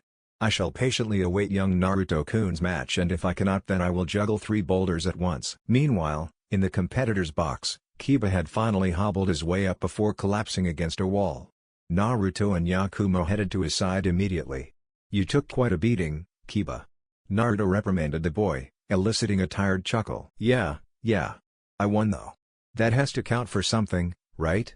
Naruto frowned as his scarlet eyes scanned over Kiba. I know what you're thinking, don't do it. Don't heal me. It wouldn't be fair to the others unless you heal them too. We're Shinobi Kiba, hidden in the shadows, attack from the darkness without mercy or honor. Yakumo told him. Nah, it's okay. I'll just take a soldier pill and go on in the second round against either the Tsunakunoichi or Shikamaru. It'll be fine, trust me.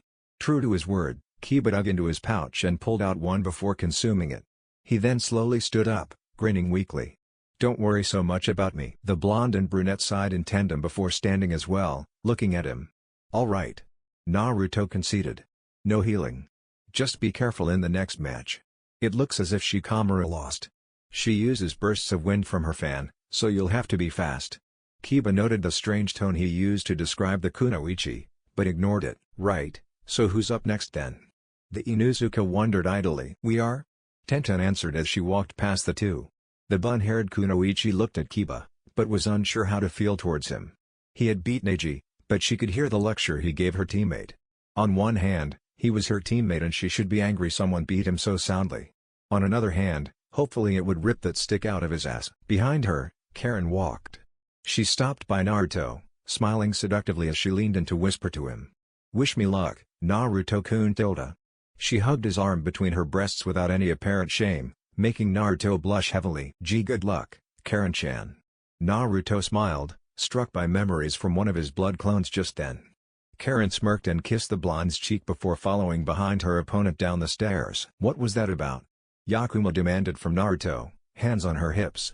"Are you guys together or something?" Kiba chuckled as the girl began an assault on the blonde using only her words. After about 5 minutes, Naruto finally got a word in. "Actually, Kumo-chan, Karen-chan and I? Well, we spent some time together this month, you could say."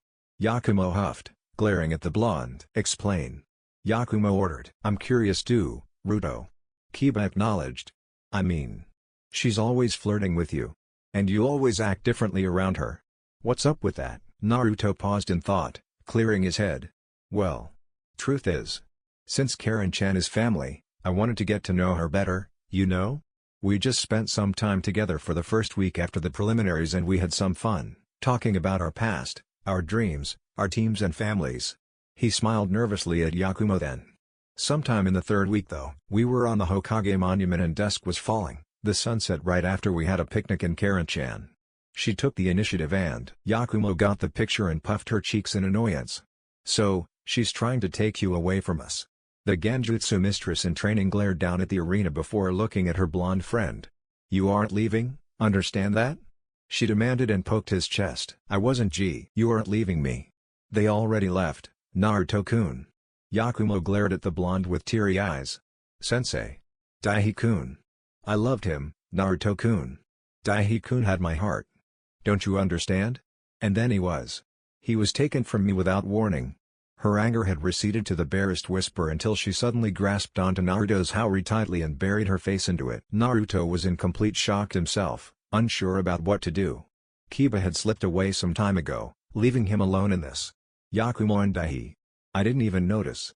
How could I not notice my two best friends dating? Was I so blinded by my training to see that? Almost on instinct, he held Yakumo closer, hugging her. "I'm not leaving, Yakumo-chan," he whispered. "You are my family. Do not worry. I like Karen-chan. But you're my sister in all but blood. We are together to the end, trust me. You're stuck with me whether you want it or not." The weak attempt at humor seemed to do something for Yakumo as she looked up at him with a slight smile just as they heard the match end. "I declare Uzumaki Karen the winner by knockout. Funikusu Daihi has already been disqualified from the third exam, so the next match is Uzumaki Tuya vs Kurama Yakumo. Would the two please make their way down?" Naruto looked at his teammate and smiled. "Go on. I'll be here when you get back, Kumo-chan." He promised her as she separated from his clothing. With a nod, the kunoichi disappeared as the shadows rose up and swallowed her whole, making her reappear below the same moment Tuya appeared in a swirl of dark blue water.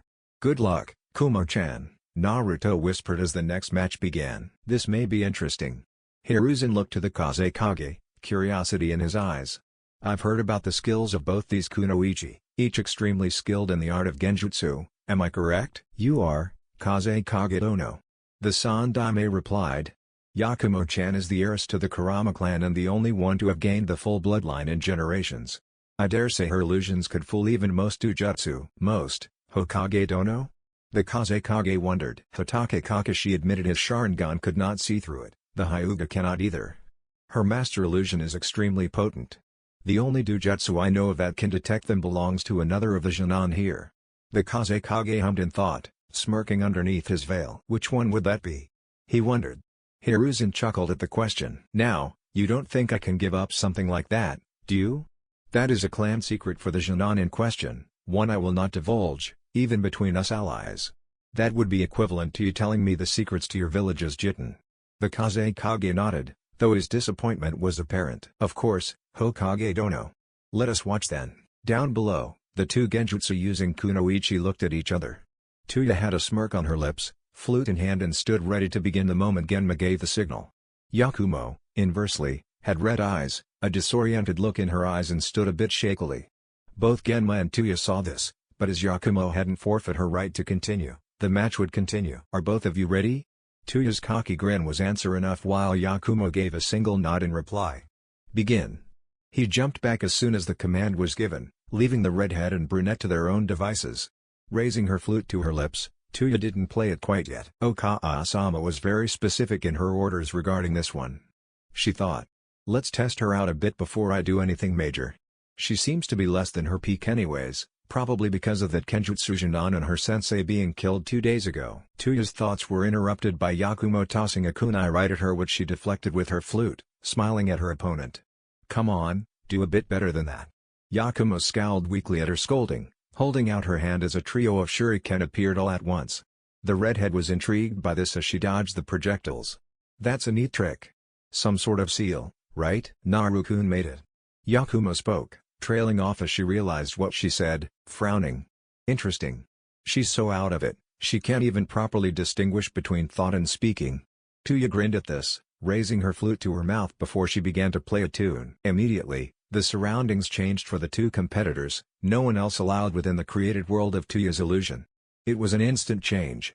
One moment, they were in the arena, the next towering oaks surrounded them on all sides.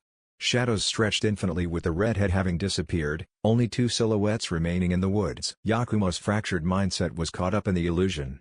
A part of her knew this was fake, but it was overtaken by the weaker part of her mind caught up in mourning. Ignoring the nagging part of her brain in favor of her curiosity, Yakumo walked towards the silhouettes. Soon, she heard the barest traces of voices, a whispering that resembled the way it used to try and talk to her before she learned to channel her. Slowly, she began to hear the whispers. At first, it was incoherent mumblings which made little to no sense. As she approached closer, scarlet and golden hair could be seen atop the heads of the pair which existed in the forest uninhabited by any but the trio. Automatically, Yakumo knew who the golden locks belonged to. Only one person she had ever met had spikes the color of the sun, and that was Naru-kun. Smiling, Yakumo picked up her pace to get to her best, and only, friend quickly. Just as she was about to call out his name, she froze in her tracks upon seeing just who he was with. The scarlet hair. Glasses. Purple coat. It plagued her nightmares since she lost her sensei in love. Naruto's back was to her, but Karen has a direct line of sight and even made eye contact with those crimson orbs. Suddenly, Karen grabbed Naruto's haori and pulled him forward, kissing him deeply with eyes still looking at the heiress, amusement clear in them. It lasted only a few seconds, but Yakumo's heart began beating like a drum even after their lips separated. Karen licked her lips seductively as she paid attention to the blonde again, smiling sultrily. "You'll come with me to Kusa, Naru-kun?" she asked with a slight pout to her lips. Even from the distance, Yakumo could see the shift in his stance, the submission to Karen he had. "You promised, Naru-kun. Don't do it. You have to stay here with me. With me. You have to. Don't. Don't. Don't." Her breathing began to rapidly increase even as she knew his answer was coming. With the deafening da-dum in her ears, she still heard it loud and clear. "Yeah. I'll come with you, Karen-chan. I would love nothing more." Yakumo felt her entire mindset shatter in that moment. And darkness enveloped her entire being. Tuya smirked as the secondary layer of her genjutsu kicked in, knocking out her opponent as her mental defenses were crushed by emotional turmoil. To think that Karen's new boyfriend has this effect on her though. She must be really obsessed with him. I guess if Oka'asama and Karen both died at once and I only had Suigetsu left, it would be the same. Shrugging, Tuya stopped her song, removing her flute from her mouth as she smirked towards Genma. "Won't matter much anyways. If Oka'asama wants the girl too, we can get her as well." Uzumaki Tuya is the victor of this match through knockout. He announced as medics took Yakumo away. Due to the absence of one Uchiha Sasuke, he has already been declared disqualified by the Hokage.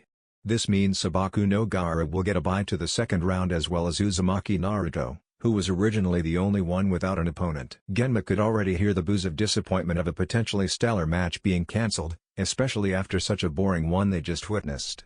He did his best to ignore it. It's a shame the Uchiha was late on the same round as another contestant was disqualified. He might have had a better chance if Daihi lived. Can't be helped though, what with Naruto being vastly more important to the village anyways, even if not many people know it. Moving past those thoughts, Genma continued. The second round will open with Inuzuka Kiba vs Sabaku no Tamari. Will the two please make their way down so it may begin? Tamari opened her fan and flew down to the floor on it like some sort of magic carpet while Kiba was a bit slower, likely due to his injuries. Half a minute later, he was down the steps. Kiba was not unaccompanied. Atop his head was Akamaru, awake once more from the last battle and seemingly unharmed. "You're a real piece of work, know that?" Tamari asked Kiba with a strange look in her eyes. "Deny healing from your friend out of fairness to the rest of us and then accept healing for the dog?" Kiba growled at the fan user. "Akamaru isn't just a pet. He's my friend and partner. I can deal with some pain, but I'll be damned before I let Akamaru stay hurt if there's a chance to heal him back to normal. You Sand Shinobi may not believe in it, but the Inuzuka clan has brought up that one thing above all is important. Loyalty to your family, your friends and your home exceeds all else, including yourself." The blonde was taken aback, but growled back as she pulled the fan off her back, holding it tightly. "I am very loyal to my siblings and my village in a way you could never comprehend, Baka. I was going to take it easy on you, but now you're going down like the dog you are." It was that point which Genma decided to let the match begin. Immediately, Kiba rushed forward, claws on either side while Tamari opened her battle fan and swung it. Blades of wind picked up and sped right for him faster than most could follow, if they could even see them. Kiba didn't need to see the blades to know where they were. His sensitive ears picked up on the air-splitting ninjutsu as it neared him. "Thank you so much, Ruto. That speed training against your Kaziken is so helpful here." Releasing the Igenrin he wore, gravity returned to normal around him completely.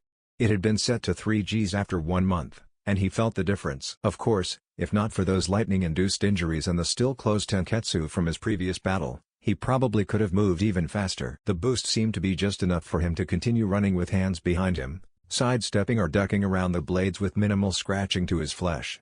Grinning as he was within range, Kiba began a quick flurry of swipes with his claws, hands sparking with lightning chakra, for any part of Tamari. The blonde backpedaled, ducked and used feminine flexibility to dodge them with some effort. She was not idiotic enough to try blocking with her steel fan. "You're strong, I'll give you that." Kiba complimented the girl.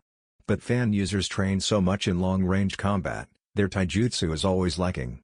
In a newfound rush of speed, the boy lunged forward with a punch aimed right for her gut. He saw her smirk and immediately knew he made a mistake. Though not what specifically. "I'm the oldest child of the Kazekage, the only daughter and the heiress to the Sabaku clan which gave birth to the last 2 kage of my village. Do you honestly think I would neglect any part of my training? It is not allowed." She stepped just off to the side before swinging her closed fan into Kiba's back before he could react. "You've been wasting energy in your aggressive onslaught this whole time while I only use the necessary movement to keep out of range. Exactly like the wind you think is my weakness." The Inuzuka was on his hands and knees, blood coughed out from the force she hit with. Akamaru growled and leapt for her, only to be batted away as well before she hit him behind his head. Kiba and his Ninken were each out cold without Tamari batting an eye. "You should have accepted the boy's healing, arrogant team." Sabaku no Tamari is the victor of this round. Genma watched as the blonde walked back up the stairs, leaving Kiba and Akamaru behind for the medics. Up in the stands, only 5 people remained. Tuya and Suigetsu were off to one side, watching the arena as Tamari walked towards the stairs. Gara was, unsurprisingly, alone with arms crossed and a bored expression taking his features over. The final 2, aside from the sand heiress walking up the stairs, were Naruto and Karen. "Lots of tough competition, eh, Naru-kun?" Karen asked him curiously. Her red orbs were looking up at his face for any reactions. Seemingly, he was colder than usual. That is to say, his face wasn't blushed and he wasn't completely enamored by her charm right now.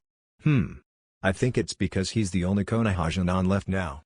Or maybe because the Sand siblings are still in. He does seem to harbor a hatred for them now. Definitely because of what happened to his friend and sensei." The spectacled Kunoichi frowned and wrapped her arms around his, pulling him closer to her as her developing breasts wrapped his bicep between them. "Come on, Naru-kun. You're depressing me with your silent treatment. It makes me sad when you ignore me." Her bottom lip developed a cute pout which seemingly had little effect, though Naruto did look at her with a small smile. "I'm sorry about that, Karen-chan." He apologized sincerely. "It's just, I'm still stuck on Kumo-chan. When she was caught in your sister's genjutsu, she screamed my name just before she passed out. It was scary. I've never heard the tone in her voice she used. It was almost the same one I've heard others use right before they die." The redhead frowned at the statement, but before she could speak Genma made an announcement. "For the next match, would Uzumaki Karen and Uzumaki Suigetsu please come down?" Karen frowned deeper but immediately perked up as she felt something warm on her lips. It was quick, only a half second, so it might not have even happened. She looked up at Naruto to see he was blushing and smirked. "Good luck, Karen-chan," he told her with a soft smile. Karen saw the complete confidence and care towards her behind his scarlet eyes and smiled. It wasn't her usual smirk, but an actual smile as she nodded. "Thank you, Naru-kun. I'll be back in no time after I beat my Nissan into the ground." The last bit she said slightly louder than usual so that Suigetsu could hear perfectly. The swordsman growled and looked like he would argue but instead just jumped down to the field while Karen chose to take the stairs instead. Despite Naruto's expectation at being alone once Karen left, he found a new redhead near him, Tuya. He turned as the flutist stepped just to his left, opposite of where Karen had been only moments ago. "Good morning, Tuya-san." "Kennet, idiot." Naruto cringed at the reply, but smiled at her regardless. "Oh, what's it now? So used to your clan's prancy language someone like me, the way I talk, attacks your Hyuga sensibilities?" "Hit the nail right on the head, Tuya-san," Naruto explained, making her grin. "Or, if I was a Hyuga, I would say that." That smirk slipped at his words. Gigi taught me everything I know and he was not as normal Hyuga tend to be in his mannerisms, his personality. He never even liked the Juoken. Adopting a fighting style changes a lot on a person. You can tell so much about them by the way they fight. "Oh?" She was obviously very curious about Naruto's meaning, looking down at the arena at the same time he did. "Well, even though Imoto and you have been spending time together, you've hardly spoken with Suigetsu or I. So, tell me what you can learn of him from this match, what you learn of my sister whom you were so infatuated with." Naruto noted the change in her tone, the lack of obscenities she spoke. This is a different side of Tuya. I don't really know her that well, but she is a genjutsu mistress after all. Kurenai-sensei said that those who master illusions tend to put up a mask to hide their nature. A manipulator. Tossing those thoughts aside, he nodded. "I can do that, Tuya-san." He finally replied once Suigetsu and Karen were below, across from another. Studying their stances and chakra networks with his preferred, Scarlet Byakugan, his analysis began immediately. Karen-chan is relaxed, it's obvious she's not a close fighter, she prefers to attack from afar. Suigetsu, on the other hand, has a hand on his hilt and his legs are tense. He's going to rush forward as soon as Genma-san calls for the match to start. He's quite impulsive, isn't he? "That's for damn sure." "Baka," Tuya mumbled, making Naruto smile a bit as the match carried on. Genma called for it to begin, allowing the siblings to carry out their battle. Immediately, Suigetsu rushed forward, sword held to the side before he slashed without reserve at Karen. "That's dangerous. I know it's not that he doesn't care about Karen-chan. He is confident that she'll block. Could it be that he has to go all out against her?" The blonde wondered, glancing at the third of the Uzumaki team's Jinan, who smirked. Looking back down, Naruto saw Karen hold out her hand and a seal array materialize in front of it with the center holding a kanji barrier. The Zanbatsu immediately stopped in its tracks, held back by the arrangement of chakra manipulation. Karen herself smirked and used her free hand to push her glasses back up her nose, causing them to shine in the light and grant the redhead a rather menacing look. The entire arena was silent as she spoke. The acoustics were either very good or just excellent in that moment, but it was crystal clear. Ceiling art, grand explosion. In a single instant the ceiling array altered minimally, but it was enough for anyone knowledgeable in the art to understand what was about to happen. "It's over," Naruto said with a chuckle. "She's going to end it in a single move. She's a bit impatient to get what she won apparently." And Suigetsu. He had to have known it was a bad idea to take her head on. "Long range is worse against her," Tuya said with a knowing smirk. "That blonde bitch from Suna will find out sure enough." Down below, Suigetsu was on the other side of the arena. His unmoving body made it obvious he had been knocked unconscious. "That seems a bit unlikely, Tuya-san." She shrugged as Genma announced Karen the winner and called the next match for her and Gaara. Tuya stepped forward, leaned on the railing and, "I forfeit Proctor," she announced to the entire crowd, gaining a chorus of boos and glances from the ninja in the crowd. "I don't need to explain anything to you shitheads, so get your panties out of a twist, suck it up and shut the hell up. I could probably kill you civilians all at once if I wanted anyways, so just be good little cocksuckers and twats and be like the cattle prepped for slaughter you are. Fuck the hell off." With Tuya's less than proper speech given to everyone, Genma cleared his throat. "Would Sabaku no Tamari please come down for the first match of the semifinals then?" The blonde fan user looked at Tuya, obvious in her actions before heading down. "You are a disgrace to Kunoichi." She condescended, gripping the fan in her hand tightly. "Our appearance is our weapon, and you choose to hold a tongue rough as a sailor's. I truly pity you and those who surround you, your clan, your heirs and family. You deserve every bit of what will come to you in this life." Tuya growled, but before she could respond, Temari flew down atop her fan once more. "Tuya-san?" The Chunin felt the immense killer intent Tuya gave off and grew slightly worried. For Temari, it was odd how he could both hate someone for what they represented and fear for their safety in the same moment. He decided. "Firstly, stop that right fucking now." She turned directly to Naruto, poking him in the chest. "We didn't grow up together, but we're family, got that? My Okaa-sama taught me one thing above all others: an Uzumaki never abandons their family. And you admitted yourself you're not a Hyuga, so what does that making you? An Uzumaki, that's what. So, drop the sand for fuck's sake and act like we're family for once." Oh. Alright, Tuya. Tuya. He corrected himself, smiling a bit fearfully at the ranting Kunoichi. She grinned, looking down at the two Kunoichi staring at one another. "Second, watch this blonde bimbo get taken down in the most demeaning way for a fan wielder. It's going to be so fucking good. But I don't want to ruin it." Naruto turned to the arena, joining Tuya in watching the match when suddenly a spike in chakra down below caught his attention. "Is that?" "Well, that answers one question," Naruto sighed, shaking his head in disappointment at the duo of newcomers. Karen felt the spike in chakra thanks to her sensory abilities and immediately readying her chakra for a dozen different seals if the situation arose. Outwardly, she made no reaction, not wishing to give away that particular skill of hers to anyone who shouldn't know it. Okaa-sama was clear in her training to only reveal things that would prove of use if shown. The chakra spike condensed itself soon as the wind between Temari and herself picked up before swirling. The currents carried leaves in a vortex before dispelling in all directions and revealing two figures. Two figures which Karen recognized as belonging to Team 7. "That's the last Uchiha, Sasuke if I recall correctly. And the other one? Hatake Kakashi, the copycat." "Kakashi?" Genma asked before gaining his bearings. "What the hell? Get off the arena floor. We're about to start another match. Sasuke's already disqualified, so you have no reason to be down here." "Disqualified?" Sasuke asked before glaring. Before he could continue, Kakashi covered Sasuke's mouth, eye smiling. "I guess that extra training was a bit too much, eh? I understand, Genma. We'll take our seats then." In another swirl of leaves, the duo was gone completely. Karen looked at the proctor who shook his head. "Sorry about that. Kakashi's lateness is legendary and infamous to anyone who knows him." The proctor apologized with a bow of his head and a sigh. "Are you two ready to begin then?" Temari set her fan on the ground, grinning. "Unless Red here is going to follow her sister's example?" Karen smiled sweetly, hands on her hips. "I'm sorry about One-chan, really. She speaks her mind without reserve, but she's really a good person. I hope you don't hold it against her too much, Mari-chan." "DCH. I don't care what she does. Kunoichi and Suna have dignity enough not to go around like sailors though. Just keep that in mind. I guess major villages are strong for a reason after all."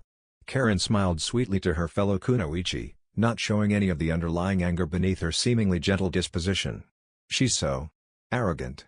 It's disgusting. And calling One-chan a sailor." "She's going to pay." "Of course, Mari-chan.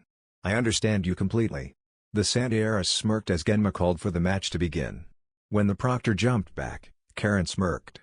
"Of course, your major village would probably be done for if not for your father's wonderful decision regarding your youngest brother, isn't that right?" Temari's teal eyes widened considerably at that statement before glaring at Karen. "What do you know about that?" she demanded, fully opening her fan immediately. Karen giggled at the reaction, shrugging. "Maybe if you beat me." She crossed her arms like a certain other redhead tended to do and smirked. "I'll tell you. So, Mari-chan." Karen's voice then lost all emotion. "Prove my existence." Temari opened her mouth at the clear insult to Garu before Karen giggled further. "Oh, it's so hard to do that without laughing. I do apologize." "That's it. You're in for it now." Swinging her fan multiple times in quick succession for good measure, Temari let loose a torrent of slicing gales right for her single target of anger in that one moment. The winds picked up dust around the arena floor, making Temari smirk. There was no way that anyone could have dodged all of those blades unscathed. A few moments later, a chorus of giggles broke through the dust, making Temari freeze completely. When it settled, Karen was shown to be completely unharmed and no sign of cuts anywhere on either her or the area surrounding. "That was cute, Mari-chan. Now, can I show you a real wind offensive?" She placed her palms facing Temari, side by side, right in front of herself and swiped them towards opposite directions. Several ceiling arrays opened up as her hands moved, each shining bright with the kanji for wind quite obvious in its center. Uzumaki Sealing Art, Grand Maelstrom. The arrays released the same wind Tamari had, only more controlled and in the form of 6 twisters of wind. Before Tamari could react, the first hit her, making her spin around before being thrown into the second, then the third and fourth until the 6th twister sent her hurtling right into the concrete wall hard enough to cause spiderweb cracks.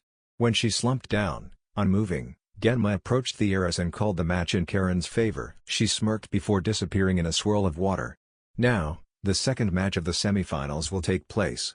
Sabaku no Gara and Uzumaki Naruto, would you kindly come down? That's the end guys. If you enjoyed then make sure to leave a comment. This is Chaos Shinobi signing off.